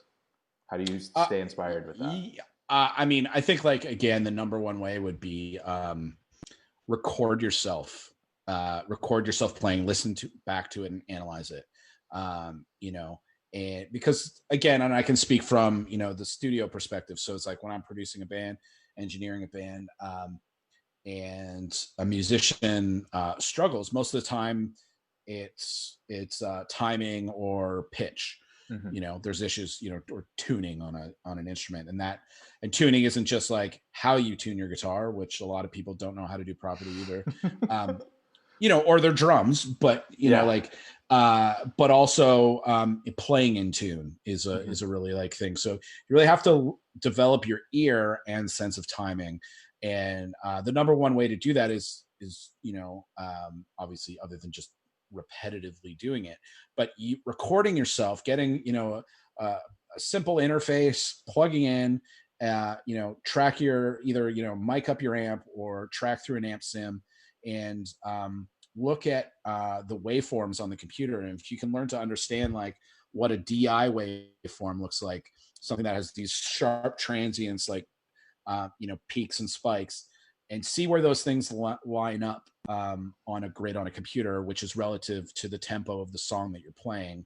So, which is connected to a metronome or potentially like a drum beat or drum loop or something, and you can see like where you're not lining up and where you're late or where you're rushing, and those are like such key things. And I think like even as someone who is like myself, who I had recorded tons of times before that, when I started like learning how to like see recorded music, Yeah. it made me understand what would make music better and how I could improve my own playing. Mm-hmm. And it's something that again, I never had that opportunity, but the thing that I've always sort of realized, and this is from being like a geek and reading guitar magazines as a kid, is guys like Steve Vai and Paul Gilbert, all these like serious shredders, they got really good with practicing the metronomes. Yeah. And they would start slowly, and it would be all about accuracy and how clean can I play at any given tempo. Mm-hmm. I should be able to play this part slow or fast. And the only way you do that, it's just like going to a gym. You Yeah. start with a little bit of weight and you build your way up doing repetitive stuff. However, I think that like, it doesn't have to be drilled in that same way. That's where it's like, doesn't have to just be like a metronome going like making a cowbell sound the whole way or something. It's like, put in a drum beat, throw in a drum loop, practice to that, because that's the same. Yeah. It's exactly the same. It doesn't matter. It's more like actual music that you would play to anyway, but you have to like hear the metronome or the drum beat. Like think of it as something that hinders your playing, because a lot of people come in and be like, the click is missing me up in the studio, and it's like, no, you're thinking about this the wrong way. The click is your friend. The click tells you where you need to play. Or it's filling in the gaps of when you're not supposed to be playing to then indicate when you should be playing next. And and that's what most people don't keep sight of. So like getting the most comfortable you can to playing to a rhythm of some kind, another rhythm, and learning to do that on time and in tune is like super key. Mm-hmm. That's everything really. In terms of just actual technical aspect of performing, you can argue about the validity of whether that's good or not, stylistically, but honestly, like I think that's sort of the thing with music, is learn as much as you can. Don't think of anything as a rule, but hold things to a certain standard. And at the end of the day, no one's going to be complaining that you're playing more in tune or on time. And honestly, like for me, like there's lots of that I wish I had done and known more of when I was like in my teens, when I had so much time to sit around and practice guitar all day. Yeah. Like when I was just at my parents' house, just cranking guitar and playing all day instead of doing my homework. I wish that I had had somebody that sat down and said, learn to play with a metronome. I'd be so much better now. Like, like it took me, no, but really, like I had to like, I had to start like, learning not only to play with other people better, but like going in a studio and seeing an engineer get like pissed off at me because my chops weren't there, like I got my ass kicked. Yeah. And then I got my ass kicked, and then I go in and then make like a professional record with Gavin Brownick and Eric Ratz. And then they took me to a whole other level of detail in terms of like what I should be listening to for tuning and tone and how to play more in time and how to make it work in a recording context. So I had my mind blown. I came in cocky thinking, oh yeah, I got this. Like, this isn't my first rodeo. And it's like, no, but I'm working with guys who are just like, like platinum and gold level producers that like, have won all these awards and made huge records with great bands. And they're like, nah, kid, nah, you gotta work on a couple of things, and here's how you hear it. And that's the thing. And now it's like, as a producer myself, like, yeah, like I know exactly what they felt and heard, but really they helped me. Like that was such an important part, like them teaching me how to properly tune my guitar and how to like hear it in a certain way, like so crucial to where I am today. And it's, it's those kinds of skills that I use every single day. And, and then the only other thing I can add to that is, and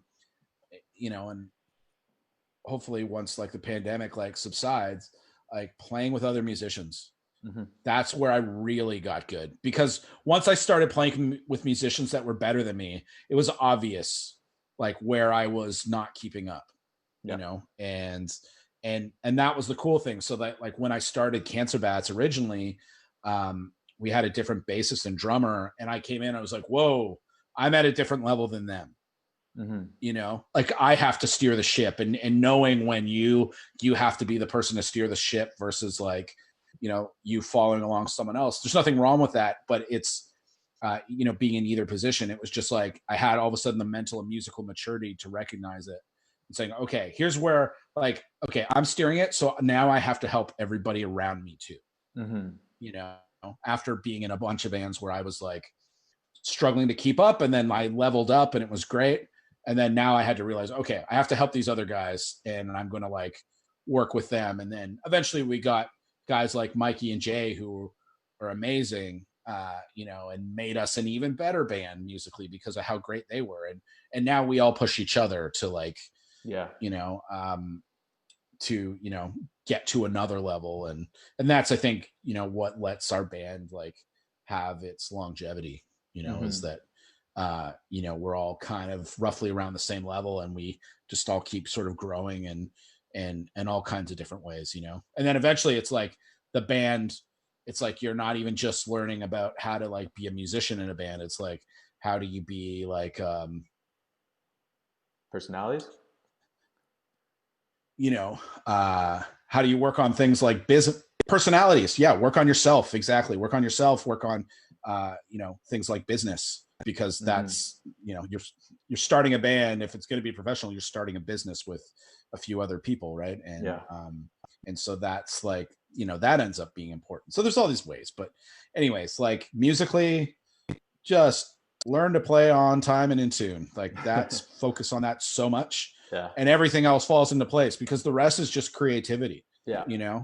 That's my favorite thing, is like when I meet a band and I watch them and I don't need to explain to them that they're not playing with each other. Cause like there's moments where you'll see like guys get in a room and they're playing the same song, but they're not synchronized. There's no like cohesive performance. And that's the thing where I say, okay, everyone, nobody's listening. Everybody's just playing at each other, and it's tunnel vision. Exactly. Like we have to say, okay, who's everyone going to follow? Usually it's the drummer, Yeah. Ideally it's the drummer. Ideally, but not always. not always, but ideally it would be the drummer as, the rhythmic backbone. And that's kind of what I try to teach a lot of drummers, is saying like, well, you have to steer the ship. I tell them, I'm like, I don't care if you're not the best musician in the band.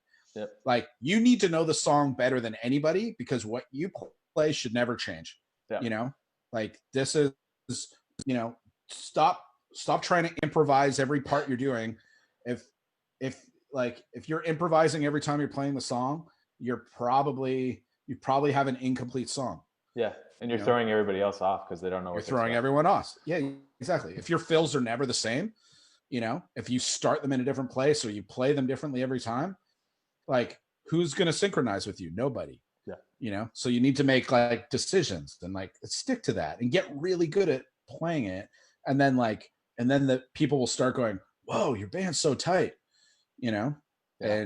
And that's the thing. Like, you know, I think like once, you know, we got like our final lineup of Cancer Bats together, like all of a sudden people started saying that more and more to us, and we started getting really good feedback. And, you know, we were, you know, I think became an even more potent live force as a result. Mm-hmm. And as well, we started being able to like make records that were recorded more and more in a live capacity, Yeah. because then we were trying to capture the sound of our band, as opposed to, you know, in the early days, where we were like trying to capture um, Just a vision of a record. You know yeah. what I mean? Yeah. Which is totally fair. There's nothing wrong with that. We all have to like, you know, have musical output and record somehow. There's whatever. There's always, you know, there's always things that aren't accurate representations of life on records. But I don't think that's a bad thing. Whatever, it pushes us, because it's like now you have a new level to go for live. Mm-hmm. You know, it's like you say, okay, this is something better than maybe I was capable of in like one sitting. But like, if I'm going to play the song live, I need to practice and like get to this point, you know. And I think that that's fine. But now like we're, you know, recording anywhere from like 50% to 80% of our stuff together. Mm-hmm. You know, and it's like, and I can see that when bands come into the studio and they have that capacity too. Like it blows me away when I love that when I see a young band who come in and they all are just in sync, and they're like, they're playing together because they love it, and they're not overthinking what they're doing. They're just like, you can see them losing themselves in their own music. And it's like, then that makes me feel something, because I stop analyzing what they're doing and I just feel like the song, and I just go, whoa, this is like, this is Yeah. something special here. You know, like I love that. I just, you know, started working with a band that's very much like that, um, in the studio. And I'm so excited to record them, because they might, you know, be one of those bands that like, I've always been hungry to really work with in a way like that, that I could, you know, I could literally put up a couple mics in a room, and, and the like capturing that really well might even put forward a better result than multi-tracking, Yeah. you It's know? actually on that point. I find it very interesting because I don't know if you've seen it around or if anybody else has seen it around, but I do co-run this thing called Music Scene Toronto, which is just live studio recordings or like live Okay. recordings.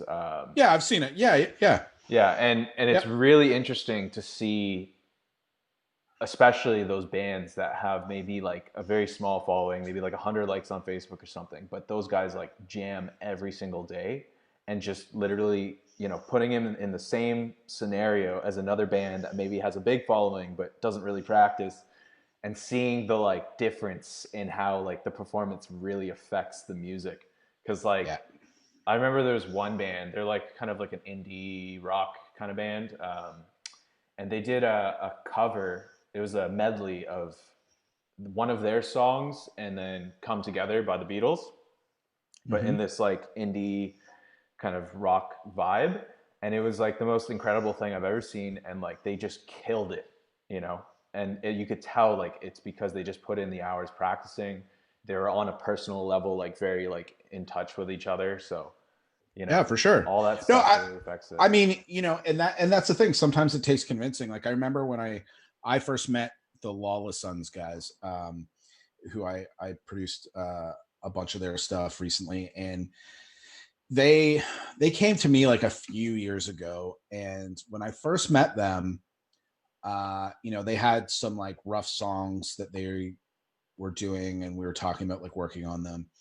And um, some of it was cool. I saw potential in there, and they would play it. And then they made a mention at some point that they like had done like, I think because we were talking about like Cancer Bats doing Bat Sabbath, they were like, "Oh, we did a show once as like a Nirvana tribute band or something like for fun," um, and I was like, "Oh, cool!" Like, so like after they played a bunch of their songs, I was like, I think we took a break and then we came back, and I was like, "Oh, as a warm up, why don't you play me like a Nirvana cover?"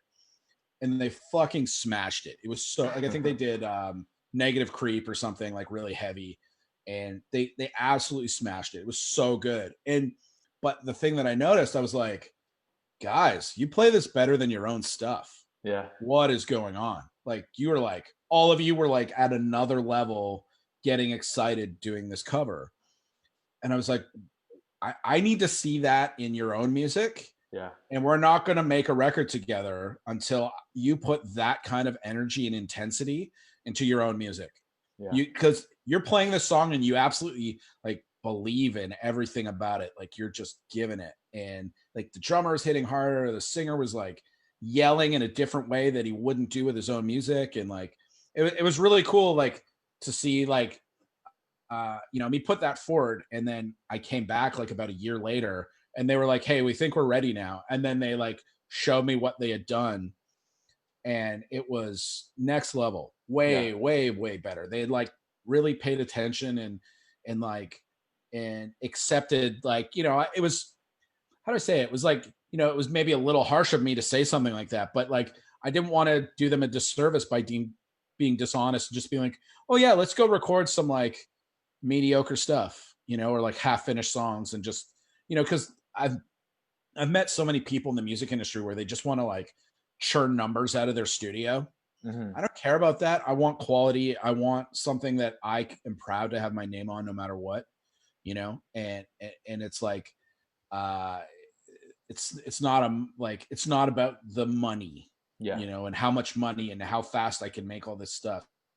It's like, I want something that I don't have to make excuses for, especially on an artistic level, Yeah. you know, and whenever possible. And so like for them, that was it. Like I just said straight up, I was like, guys, you don't put this kind of like intensity into your own music, and once you do, you'll be able to like level things up and go and take this band where you actually want to take it. And it was really cool to see like what they came back with, and then we worked on that even further. And some of their friends started coming to me and being like, "Scott, like, what you've done with them, like, you've transformed this band. This is really cool." Like, you know what I mean? They felt really good that other people who cared about them cared enough to make mention of it to me. And and that's where I'm like so proud of those guys, because I've seen them go from like kind of not knowing the identity of where they were going with, they were maybe you know searching for inspiration to like take things to the next step. And so that was really exciting, and just being able to just say, "Okay, take a step away from your band, play me something else." And like, why is there so much a better connection with this? Okay, we need to like reestablish the connection with what you're writing, and we need to write something you believe in even more, Yeah. and that's the thing. Like, it was nice they were all able to get on board. Other bands, it's like I can see, you know, 3/4 of a band are buying into it, and it's like there's somebody who's playing in the room who it's obviously they're not sold on it. Mm-hmm. And it's sort of been like I've had to mention to people and be like, "Hey, what's the deal with you know, this person here is not obviously not invested. Like, you might want to have a talk with them about that, Yeah. because I can see that this is going to be a problem for you down the road." That's the benefit of like experience. I can see problems as they're happening a lot of the Mm-hmm. times, and sort of try to help other people like avoid certain issues that way, where you're like, "Okay, well, if your goal is X, here's the things you need to do." And you know what I mean? And really like everybody being invested in not only like the career decisions, but like on board for the songs. Like this is one other thing is I remembered Ross Robinson, like, he told us this story about like a band that he had worked with who were like a famous band, and basically like I'm not going to name names, Yeah, but that's but essentially he recorded them, and the singer was not buying into like talking about the songs and getting behind the meaning of the songs. And part of the reason is because one of the other members wrote the lyrics and not him. He doesn't write any of the lyrics, so he just sings them and doesn't sing them with the same conviction as the other member who writes the lyrics. And he was explaining that, you know, it really made the record difficult, and in that way, because the singer just would not, wouldn't search for a place within themselves to sing with any kind of conviction or passion or emotion whatsoever. It was just like, I'm just here, I'm just barking into a microphone. And it's one of those things that, like, you know, as a fan of this band, I could take a step back and say like, oh yeah, like now I can kind of see why this band sometimes has a trouble making a connection with their audience versus maybe like a way that they used to. And it's really like, you know, that's something that's like, it's not just about, you know, bands who are just starting out. Yeah. You know, this is a seasoned veteran, you know, dealing with these difficulties. And that's the thing that I want to like put forward with a lot of, you know, younger or less experienced people out there who are either listening to this or, you know, watch it later, is that, like, you know, us as musicians, we're always going through a journey. There's no like you don't become the perfect musician and have everything right. Every situation, every writing scenario is different, and they come with their own like peaks and valleys, and, you know, good times and bad times. And it's like how you handle that and how you participate through them, even when the times aren't going the way that you need them to be. Like, that's what'll take you, you know, to another level, to like, you know, have success and overcome, you know, some of these dark moments or whatever. And a lot of that takes humility and realizing, oh, here's what I could do better, or here's where I've been wrong, and trying to always learn from it. And you know what I mean? I think because like being in a band and writing songs as a musician, it's a cyclical thing, something like we keep doing, it's ongoing. And so, I mean, that's what every day, it's like every time I write a song with a band that I'm producing, it's like I'm taking what I learned before and then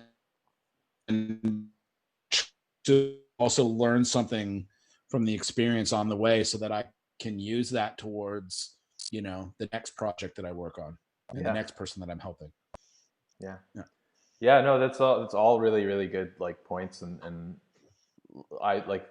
especially myself, like I'm trying to incorporate those techniques that you mentioned when dealing with bands with my own work, because I've really noticed it like across the years, just like people kind of not really giving their all, or just not being as invested as you'd hope them to be. And it really does make the music suffer, especially for like vocalists, because it's so hard to hide that, you know.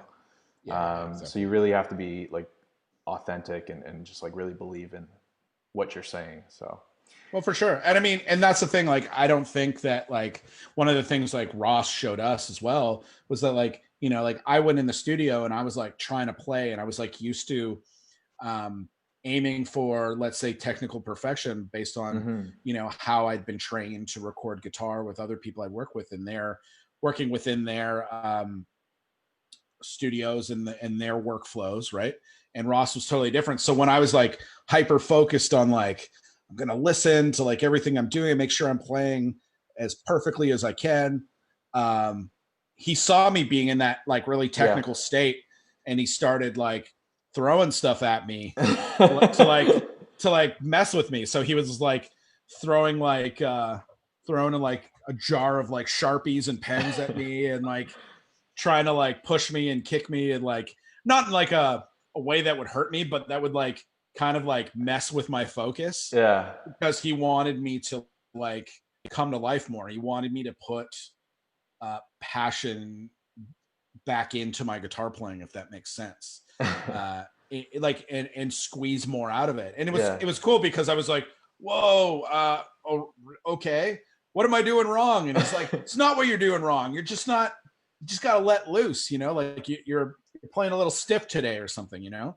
And it's cool. And it's just like, I mean, that was a great reason to go work with someone like Ross, because we wanted a challenge in a Yeah. different way. And I mean, he gave it to us, you know, and it's something, but what again is even more useful is like being able to like feel it in myself when I'm not giving it, you know, a song the service it needs when I'm recording or performing or something. But the ability to recognize that in other people too, so Hmm. that I can help them when I can feel like, oh, you're like, I don't know, you're recording these drums, like it's not just guitar, it's not just singing, it's like, man, you're not hitting these drums hard enough because you don't care. Yeah. Like you have to That's a like, very common problem. yeah, you have to like get excited and like really like give her in this song. Or you know, like I'm just watching and it's just like boring. I Like, yeah, like maybe you're playing in time, but now play it like you care about it, I you know? funny story is I worked with a drummer who was a personal trainer, and so he's this Yeah. big jack guy, you know, Yeah. huge, just like bodybuilder level. And you know, it was just a two-person band, and he used to practice on an E kit all the time. So when we Ah. actually went to the studio, this guy's just tapping away at everything, and me and the singer were just yelling at him, being like, "Come on, man! Like you lift all those weights for nothing!" Like, Yeah, yeah, yeah. Put some power into this. Yeah. yeah. Yeah. But he's so used to being precise, you know, and he Yeah. was good at that. But you know, there was no passion there, and we really had to like push him out of it. So. Yeah, yeah. No, I mean, that was one of the things, like, yeah, I mean, you mentioned speaker. That was like one of the cool things. Like I had that um relationship with the drummer, Mark Anthony from that band, who he like, I mean, if you know him or what, but he's like a very energetic, kind of like wild guy. But like it was cool because like he would already kind of like really get into playing drums, but like I could tell he really wanted me to push him even more. Yeah. And like, and I remember like while we were recording, like we like really got the vibe going, and like I really like went for it. And I remember at some point, um, like I just started throwing stuff at him, and then like, and when he needed it, like when he realized like he was like getting tired, he's like, throw something at me. And like the only thing I had were like, I had like a big handful of keys, and I just like whipped these keys at his neck. He's like, ah, and then Oh my like god. just started killing some blast beats. And I mean, it's fun, you know, like somebody like that, it's like it makes recording great. You know, Yeah. it's so exciting when people, and it's not just me like having to beat them over the head. Hey, do this, like it'll be Yeah. so much better. Like you know what I mean? It was just I love fun moments in the studio like that. I wish, you know, every recording, you know, could be that fun in that way. But that's the thing. Different people are ready for it. Other people need to be coaxed out a little bit at a time. And like after doing a couple records together, it's like I can get that out of them because I know them and we have that relationship. Um, Other people, it's like, you know, maybe it just takes like a few warm up takes and then they're good to go, and they'll deliver that. You know, Yeah. that's you know, it's actually one of the things I've noticed, especially like being around so many multi instrumental capable musicians. It's like somebody who like they'll jump behind like an instrument like the drums that they're not that good at, Yeah. and they play with this like emotion of just like hammering a kit, and it's so much more exciting than like some people have been like taking maybe drums too seriously, if Yeah. that makes sense. Yeah. Yeah. You know, Yeah. even though they're not technically as perfect, it's like I can't, it's really hard to teach somebody to just play with like energy and like impact and power in that same way. I mean, and again, it applies to guitar as well. And that's always one of the things when I'm coaching guitar players. I'm always like, oh, don't just play that note, slide into it, like bend it, like they're like, they'll bend it like maybe perfectly in pitch or just under. And I'm like, nah, reef on that note, like take it there, like really go for it. And, and same thing with singing. I mean, it all applies, but a lot of people, that's the thing though. They don't, how to say this? It's like they don't think of their instrument, especially like those who aren't vocalists, as something emotional. And that's like what I love to encourage more, because you when you're there and you're like on the other side of it, you feel it because you're like, oh, now you're playing like a performance of a show that I'm excited to go see. And when I go home, I'm going to tell all my friends about it, Yeah. And it's like when you feel those moments in the studio, you're like, oh, thank God I press record, Yeah. Yeah, and it applies to the songwriting too, because like it's the same thing, like how we were talking about sort of the technical minded stuff versus like how you approach Cancer Bats with just writing with more passion and emotion into the music, like not focusing on making the hardest riffs, but just making something catchy and fun and that you can really like back, right? That's so important. Yeah. Well, I mean, that's the thing. I think like writing something that makes you feel emotion of any kind is good. I can even remember like on our last record, we were like in the studio and I was tracking some solos that I'd spent a bunch of time on, and there was this one solo, and I heard the producer like in the talkback go, "My God, that solo is so sad," and I was like, "Awesome!" Like that, I knew. I was like, "This is good." Yeah. Like in that way where I like felt like maybe it's like it's a negative emotion, in its context, but it was like he wasn't saying like he was literally just being like, this is what I'm getting from the choice of notes, and it was like, well, that's cool. Like, I mean, that says something. Like, maybe I was like, combined with like the arrangement of what I wrote and the performance, maybe it was just like that was an indication of like what was coming through me. And he said it and I was like, it is really sad, and like maybe my mind was focused on something with that day. And that's the thing. It doesn't mean it's bad. It's good, because then there's other stuff that I've written and played that like, when I think about it in that context, I go, well, actually I wrote something that was quite happy, and that's cool because that's what this song needed, or, and it's like, maybe this song that the sad solo was on, maybe it's like, maybe the vibe of it was a bit more positive, or like, but maybe the story that needed to be told within the song involved having some drama thrown in, and that just complemented it in a way. And I don't know. I mean, that's what I think is really cool. Like that's what, are memorable, inspiring moments of music to me. Yeah, actually, I think it was 2 days ago I posted, or maybe it was yesterday. I can't even remember. Quarantine's got me all confused. But I had made a post about promoting your music, and it was a video from Finn McKenty. Okay. But like the point of the video and the point of what he said and what I summarized in the post was like, don't like the number one thing to getting your music heard and getting people to like really care about it is really getting that emotional response. Because if you don't get that, no matter how much marketing or money you put into it, like it's not going to do anything. Like I'd rather have somebody say, this is the most god awful, worst song I've heard in my life, and have that extreme reaction than give me like, oh yeah, it's it's good. Or have no reaction.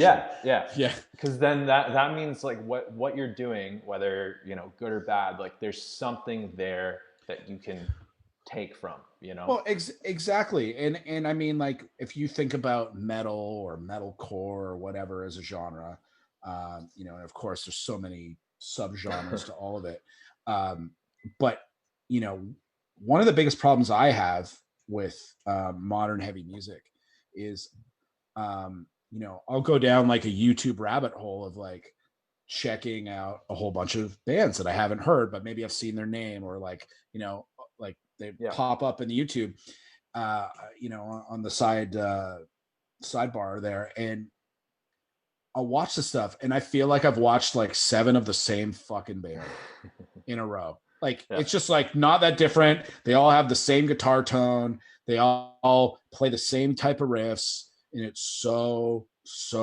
boring. Yeah. It could be about anything, and it's just there's nothing to stand out. And that's the thing. Like I think that some of us are missing, like artistically, is the like the capability to sound like yourself. Yeah. You know, like people hide that so much. They end up just sounding like someone, could be anyone, you know, and that's the like that's the thing that I think more people need to focus on is stop trying to like make it about a preset, Yep. you know? Like try something new. Try to like stop trying to hide every um inconsistency about what you do, you know, because that's what makes you you. That's the thing. Like, you know, for me, like I know like I'm a decent guitar player. I'm not the best guitar player, but some of those like shortcomings, some of them are what attribute to the characteristic of my style of playing guitar, Mm-hmm. or the way that like, you know, like our singer Liam sings in the band, you know, those kinds of things. It's like uh and we embrace some of that, and it's Yeah. like, okay, well, but our strength is this, you know, let's go that like, and that's the thing that I think is missing, because like, you know, I think about like now, like so much music is really programmed this in metal, Yeah. you know, whether it's drums or even bass now and all this stuff. And while it's all valid, I mean, the truth of the matter is like I grew up listening to lots of programmed heavy music, especially like in the 90s when industrial was coming up.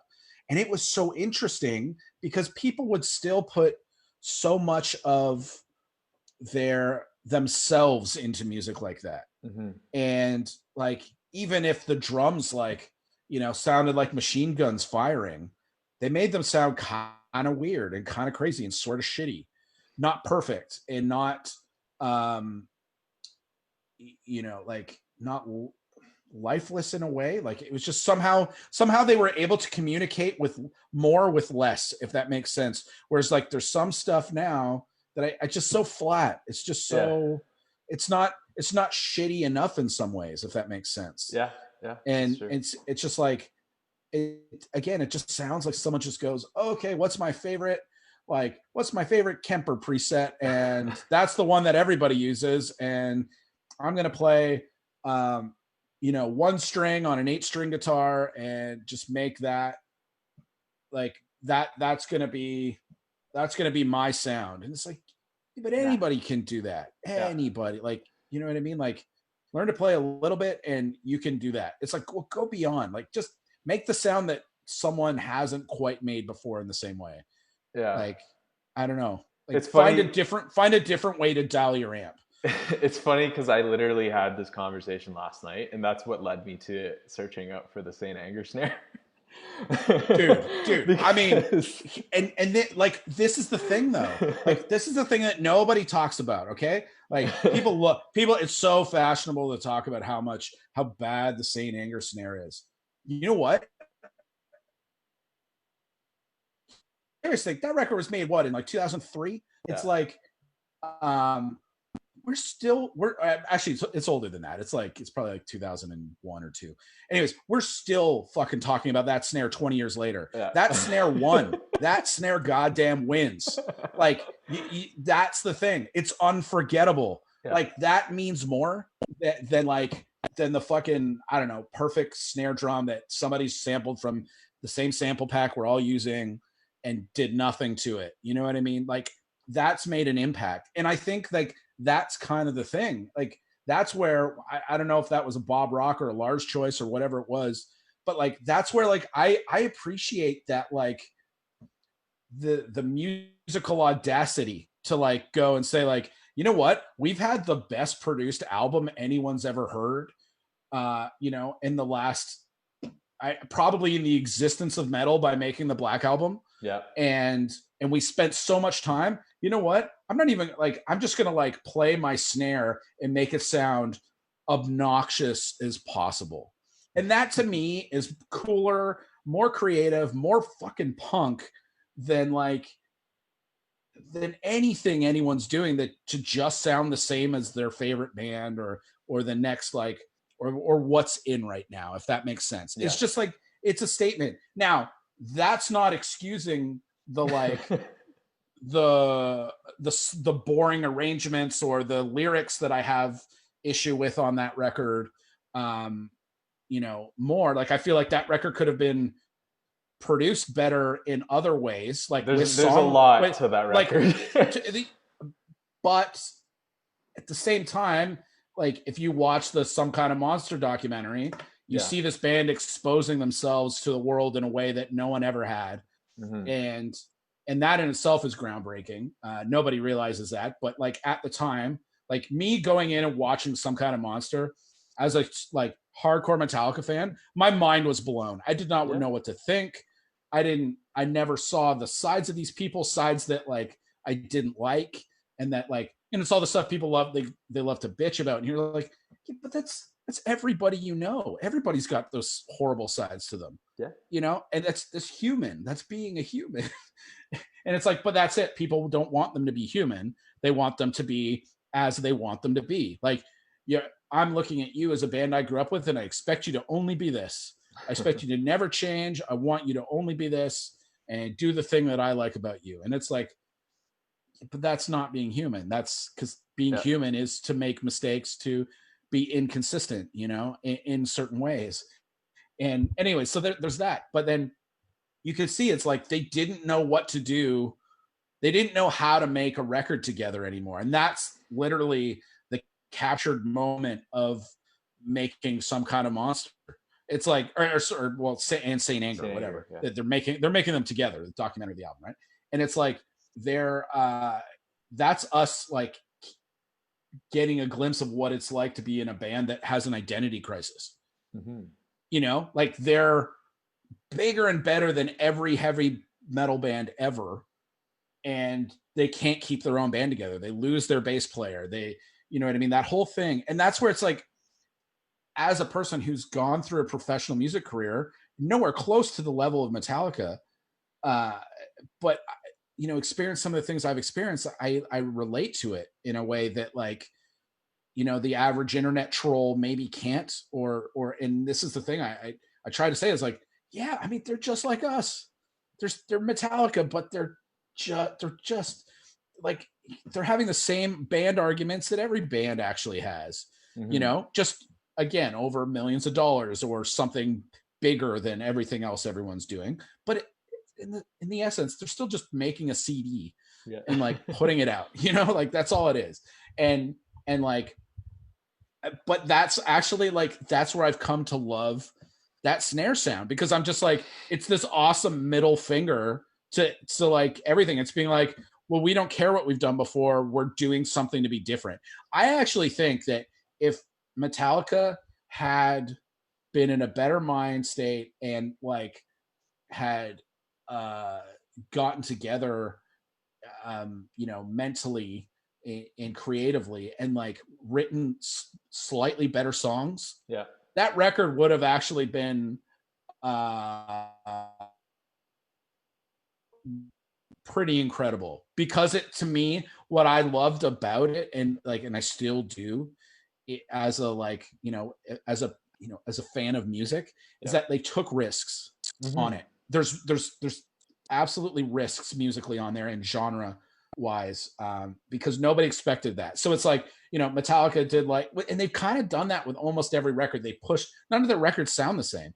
They always like push this musical envelope forward in some ways. And that was why I actually was really let down by their next record they did, Death Magnetic, because it didn't take them. I felt like it was like moving backwards to a point where I like, it felt less genuine to me. Whereas like, at least like with Saint Anger, if there's like stuff that was weird or that they were trying or experimenting with, or half finished ideas or ideas that weren't polished enough in the right way, at least just like, it felt like they were trying or searching for something. Whereas like, once they did Death Magnetic, I felt like they were walking backwards, and it's just like, no, you're not angry guys from the 80s anymore, like trying to make a thrash record. You're not that. I don't find you believable as this. that's not the kind of output that I wanted to hear, if that makes sense. Yeah.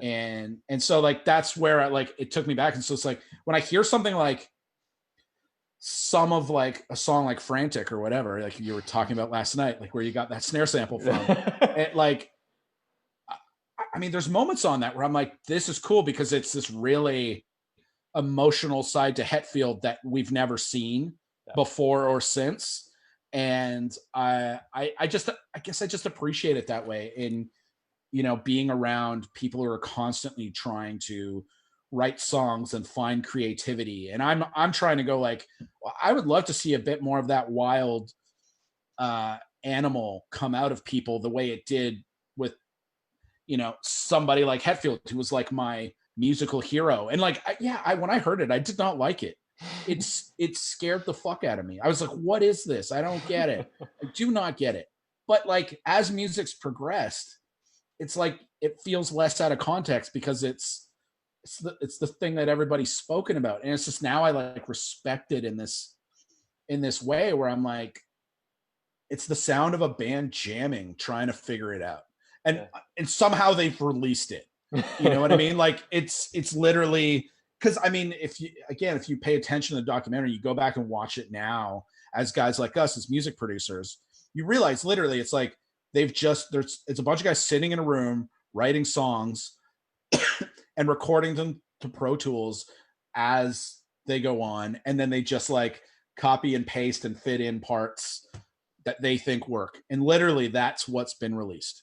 That's why it sounds crazy. It's not really, I don't think it's to a click at all.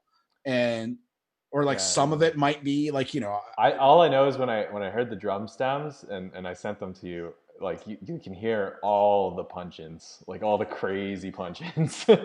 Okay, yeah, it's like you can hear like funny like cymbal edits and stuff. Yeah, that's all cool. Over, like literally copied and paste like every other bar. So that's awesome. I mean, I'm actually really like, I haven't had a chance to, I just got that before I went to bed last night, but I'm excited to dig into that because I mean, that's the thing, is that's so real, right? Like that's what people are doing these days anyway, but getting away with it.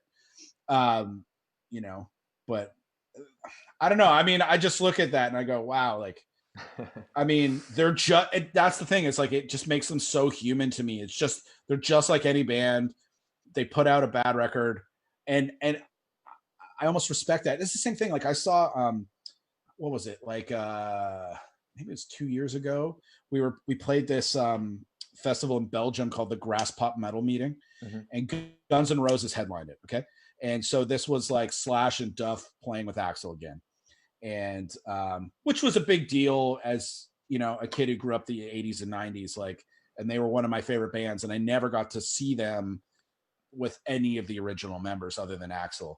I'd seen them a couple of times, you know, throughout the 2000s, but I could tell it was a very different type of experience with the like seasoned session players he had playing in the band. We're all great, but it just didn't communicate. Flash, you know? Well, it just didn't have the rock and roll badassery, if that makes sense, that like unquantifiable thing. It's just, but it's so obvious when it's not there. And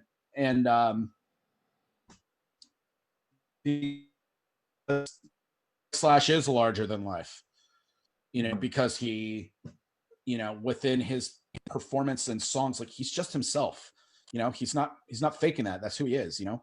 And anyways, so watching that band play, like I'm seeing him and Duff and they're making mistakes all over the place. And they're headlining this festival to like, I don't know, 50,000 people. I don't know how many people there. It's a huge festival in Belgium. And it's like, I'm watching this and they're not playing the songs perfectly by any means, songs I've loved since I was a kid. And I'm like, this is cool as fuck. Like there's no backing tracks. There's no like, they're not faking anything. There's no lip syncing. Like it's not perfect and it's so much better because of it. Because like, I was like, oh my God, I realized I haven't seen a headlining band at a festival in a really long time, probably kind of since Metallica, but it somehow even felt more stripped down than Metallica. And it was just like this imperfect, beautiful rock and roll moment. I don't know, like how else to say it, that I saw it and I was just so inspired by like, man, he's screwing up in the same way that I would at a show like this too.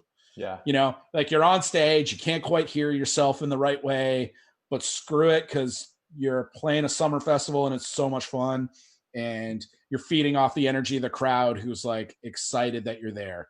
And it's like, yeah, you're not going to play every note perfectly, like, so what? But that's what's great about It's the moment. it's rock and roll, man. And I want more rock and roll in the metal and hardcore worlds. Like, I want more of that, because it's too much. We focused on this perfection and everything. It's like, like it's all in context, but it can't be flat and boring. And that's kind of my goal. Is like, I want music that inspires me, and that has human elements to it. And again, there's nothing wrong with technology and computers, electronic instruments. They're all valid. And it's just, let's get a little more creative with some of it. I feel like some people can push it in really great ways, and it's inspiring, but like, there's too many bands that feel like my band needs to sound like X, and that's actually, like, I think one of my kind of qualms with like something like modeling guitar systems and stuff like that. Yeah. A little bit, like, because I think it's all valid technology, and some of them can sound great. They each have a sound. Like, when I play an Axe Effects, I hear a specific sound coming from it, like it's kind of like a certain EQ signature. No matter what preset you have, it always kind of like puts forth sound in a certain way, which is fine. But because it's kind of like these electronic chameleons, right? Yeah. Like, they just adjust to whatever you want them to be in their surroundings, and they're always slightly different. That's the thing I think that people miss from something that's a bit more analog, is that, like, back in the day, like, when you had this imperfect analog tube gear, and maybe you had this one amp, you would do everything you fucking could to try to make it sound usable. Like, your PV Rage with the Metal Zone, you're trying to make it sound the best you can. And you're probably still frustrated with it, but perhaps, like, if you write a good enough song and you play it like you give a shit about it, someone comes and sees you and they just go, wow, because they don't hear it the same way you do. They just feel something, and they feel something unique because of, like, you don't know how to use a mid-range knob, so you've either cranked it or scooped it too much, but it comes out sounding like, I've never heard a guitar sound like shit like this before. Like, it's making me pissed off or angry, but, like, you don't forget it, or maybe it's like, like that's it. Like, I remember seeing like there's the death metal band Obituary, who, like, it's funny because they don't sound like any other death metal band. Like, vocally you can argue a little bit maybe, but their guitar is so dark and sludgy and not precise, and it's so much the opposite of like every other death metal band. And it's just so, I remember hearing and being like, what, why is this so weird? It's so different. And then I remember hearing it's like, well, the guy's playing a Strat into a Rat pedal into a JCM 800 and who knows what else. And it's like, I think I looked at their settings and just seeing like what they scooped and made work, and it's just like this weird, disgusting tone, but it sounds like nobody else. And they made a career of it, and it's like, we need more people having some stuff like that, I think. I want to see more bands with like weird, crazy sounds that are harder to replicate, and not just about like, well, I bought this preset pack, so that's it. Like, that's cool. I've got my tone sorted. I'm not going to think about it ever again. I think that experimentation and that chasing of tones is like really important for a lot of people. Like, and that's the thing. I get like worried when I see some people just say, well, I've got my Axe Effects and I'll download the latest patches and presets, and I never need to like try another piece of gear again because I've got my amps sorted. So boring to me. It's boring. I don't think it's like using that stuff is wrong. I love the technology. I think it's amazing.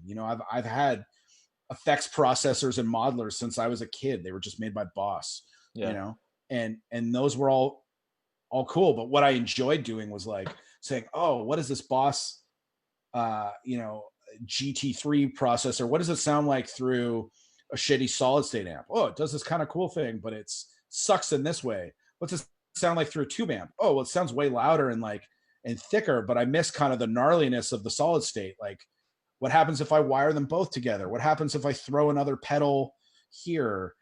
Like, people need to like fuck with it more, I think. Yeah. Just get creative in those ways. And because that's the thing for me, like writing, I'm inspired by the weird sounds. That's what sparks creativity. That's the other thing I forgot to mention is like every guitar that I get has songs within that instrument. And that was the cool thing with Cancer Bass. I can track the evolution of my band through which guitar I was playing at the time. Because I remember which guitars wrote which songs. Like the first time I ever got a custom guitar was from this company First Act, who was like in the 2000s were like making really great custom guitars for a lot of bands. And I got it and I took it out of the box. I plugged it in at practice and I wrote Hail Destroyer. Mm-hmm. And it's like, oh man, like one of our band's like classic songs came from this guitar the first time I picked it up. That's special. Like, try weirder instruments, try different tunings, get a stupid pedal that like a whole bunch of weird metal zones and chain them together and see what you get. But I mean, that was one of the things I learned from, an amazing player like Dimebag from Pantera. Like, I remember reading interviews where he'd be like, oh yeah, like I emptied out like this like bin of stomp boxes and I plugged a bunch of shit together and this is how I came up with a crazy solo tone just by goofing around. Or like other bands that I loved when I was a kid, like White Zombie or something. And they were talking about, oh yeah, like this really like weird noise part that's actually guitar and it's like feedback that we recorded into a sampler and we fucked with it. And like, it just got creative. And I want to see more of that from the bands that I like meet and work with. Like that's it's what makes music and writing songs fun. Yeah. Is the actual experimentation. Yeah. I totally agree. I love that stuff. Because it's funny you mentioned that I have an Axe Effects and I use that, like people know I use that a lot, but I do everything in my power to just like you said, just like take the sound, something that like I like, and then just mess with it until like it's something different, I'll literally, I actually literally got one of my friends to make me a custom 2x12 cab, and just like, anytime I'm like, oh, I want something different, like I know that nobody else has that sound, literally nobody, because it's awesome, 100% custom. My like the speakers I chose, and it's routed through whatever I have. So to me, it's always been like the gear should inspire these things. Absolutely. Like, I mean, like, so like, I don't have an Axe Effects, but like, I have like, even no, but like, yeah, well, plugins, but also like, I've got like a 2 Notes audio Torpedo Live, like, so it's a cab IR loader kind of thing. Right. And you can fuck with different mics and stuff. But what I love about that is that box for me, I'm able to plug in a tube amp to acts as like a load, and it's amazing because it makes the amps that I already know sound different in a way. Like it retains something, but there's something in the technology that like I put it in, and it's almost like I've added some kind of like sustainer pedal, because I notice I plug a head into that and like a drier head that I would need to boost a little bit harder through the technology. It compresses in this really cool way that lets me like turn amps that I probably wouldn't want to play a guitar solo on. Yeah. But if I record it through the 2 Notes, it's like, it makes like amazing lead tones. And it's like, this is awesome, because it's like, here's this technology that's very digital. And it's, again, some people think I'm against that stuff, but I'm not at all. I love it. It's just when you use it, and don't make it just don't make it boring. Yeah, to me, it's like, just don't settle on like that sound. Why should every band we record sound the same? Yeah. What's the benefit of that? Like, no, it's like capture them at their best and make the best parts of the songs that they write shine and that sound the most like them, Mm-hmm. and help them like foster that, and through all this like cool gear that we've got, because it's all useful. It's all useful. Yeah. It's just when people go, okay, well, I like Meshuggah, so I'm gonna get X, Y, and Z like Frederick does, and I'm going to do everything the same way, and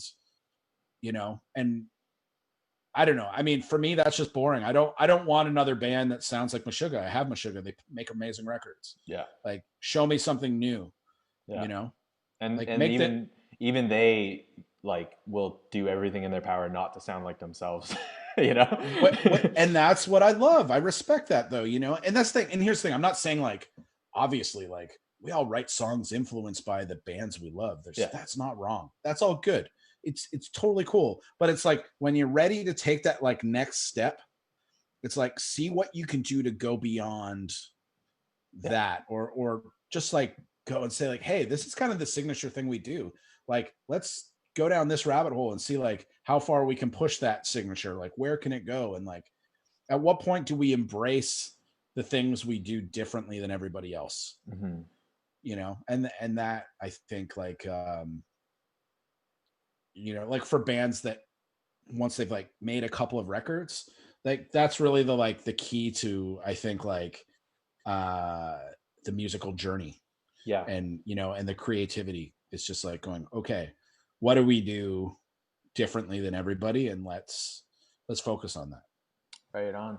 Yeah. So I know that was a huge tangent for both of us.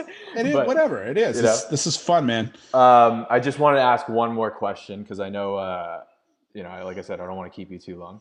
Yeah. From Dance Accord, any old footage of your previous bands, Rise Over Run or At the Mercy? Oh, I wasn't in Rise Over Run, but Rise Over Run were our good friends that At the Mercy used to like play a ton of shows with. But yeah, I mean, there are some YouTube videos. If you look up At the Mercy of Inspiration, it's some horribly recorded live shows and stuff. Again, it was probably someone's like camcorder that on VHS that got like transferred to digital and YouTube at some point or something. I don't know how, but like I know there are some stuff. Yeah, you can go and watch that. And there's some of our like records for At the Mercy of Inspiration on YouTube. I don't think anything older than that from any of my other bands are really around. But what I recently moved, and I was like going through an old bin of music stuff that I had, and I found some like final mix copies of like some of the At the Mercy of Inspiration stuff. So because I'm like do like a lot of mastering these days, Mm-hmm. I've been like thinking, okay, maybe I'll like remaster it, have some fun and see, and just I'm gonna probably throw it up on Spotify and see if people are like, want to check it out. I don't care if they listen to it or not, you know what I mean? But it's just something fun for me to do, and if people are interested because they want to hear like, what came before Cancer Bats, like that would be awesome, Yeah. And yeah, and I actually like I think I even found like a box of our old CDs too, so maybe I'll put those up for sale at some point. For sure. But yeah, please post that to this group if you end up remastering. No, that's the thing. Like I'm never embarrassed about anything. Yeah. No, I will for sure. It's just I think like just a matter of time in the schedule to like to do it. But I mean, it's kind of like a small goal of mine, because we didn't like we only like for At the Mercy Inspiration, we did like 2 demo tapes. Like, so how we recorded, we like would rent like a mixer and some mics, and we would plug into this mixer and then put the output into like this like boombox that we had, and just record right onto the cassettes. And we would take that cassette to a duplication plant, and then they would make us 100 cassettes. And so like we recorded a few songs like that. I don't know if I'll like work on those songs, but we did like 2 small EPs, which took us, halfway around the country, and we did really well locally on them. And I don't think we'd probably never reform or anything like that, but I didn't really have desire to do that. But if the music lived on in its recorded capacity, I think I would be stoked, because every now and again, people tag me on stuff in Facebook, like an old flyer, or they like post, like one of the YouTube tracks or whatever that's up there, and be like, "Oh my god, this was my favorite jam in like 2003. I loved it. Used to mosh so hard," like, and sort of like it's, or some people being like, "Oh, like it's like because we were like quite black metal Yeah. influenced, in not in a way that we weren't like into Corpse Paint or anything like that. We just liked kind of the aesthetic sound of really fast tremolo pitch guitars, and kind of like put that into like a mixture of metalcore and Swedish death metal. And it doesn't sound all that different than like where some modern metal headed. Mm-hmm. Like, in a modern context, it was like, no, not as many people got it at the time, I'll say that, but like, it maybe makes more sense in the context of, modern stuff now. Um, and we learned a lot. We cut our teeth doing it. And, I got so many great experiences, and really kind of like, that was the first band where I got confident in my writing. I think that Right. was, being able to just jam with some other guys, and put my ideas forth and feel confident enough to do that in a way that like I kept re-inspiring myself, to continue. And it was like where I had like my first really significant output as a songwriter, um, in a band, before Cancer Bats, which, obviously, like, I was there from the ground up. So, like, that's been, you know, my life since. But I think, I have so many great memories of, just kind of like just getting in a garage with some friends and just playing Yeah. music till our ears hurt, you know, and seeing if we could come up with stuff that people wanted to mosh to. Yeah, that's awesome. Yeah, Yeah. I would definitely. I should see if there's any more YouTube links and find a link so I can post in the group just to see the evolution between the two bands. It's so Um, different. It's so different. yeah, Yeah, it's great though, but it's fun. Yeah. awesome. But Well, that's me. Like, I love all kinds of music, like that's the thing. Like, I don't just listen to heavy stuff, and and I listen to so many different subgenres of whatever. And I think that's kind of like what attributes like a band like Cancer Bats to kind of have its sort of, a eclectic sound at times, or unique sounds. It's just like, oh, okay, like I dig this, let's do this, and someone else is like, well, I don't know how to play like, you know, thrash the same way you do. And so I'm going to write like a drum part like this, or I'm going to sing over this differently than you might yeah, think. And it's like, that becomes us, like just throwing our influences at the wall and seeing what gels. And yeah. awesome. And yeah, it's fun, man. Well, honestly, thank you so much, Scott. I'm gonna cut it off here just because it's been 2 hours and 40 minutes, and Wow, I mean, I that's awesome. know we can go on Time for flies. days. Yeah, Yeah, I time know. flies, but I'm sure some of the people who have actually hung on there the whole time might Thank need a you for break. sticking with us. Yeah, It's Michael awesome. Anthony, I've seen him commenting since the beginning, so I'll take it he's still here. So yeah, honestly, thank you so much. This Great. was so much information, so much to dissect, not even just for myself, but for the whole group. Like I'm sure anybody Yeah. viewing this can take a lot away from like both your experiences um, in the band as well as the producer side of things. So yeah, I really appreciate it. Just hang on to this call before, or stay on to the Before we do. call while Yeah, yeah. I end the line stream. But No again, problem. from on behalf of everybody, thank you so much for doing this. No, And no problem. And like, I would love, to encourage anyone who wants to reach out and talk about music and songwriting, or, work on something together. You can just email me through my website, Scott, at scottmiddletonproducer.com. And, and I'd be, or, through my Facebook page or something, like I'd be happy to chat about music with anyone. It's, we only win by doing stuff together. So, yeah. yeah, honestly, like you can tell, you're a very passionate guy about this subject, and you know, like I said, we could go on forever about it. So Absolutely. awesome. Well, thank you everybody for sticking around, and leave comments, share this around. If you have any questions, like Scott said, you can always email or tag him. All right. Cheers. All right. Thanks, Luke.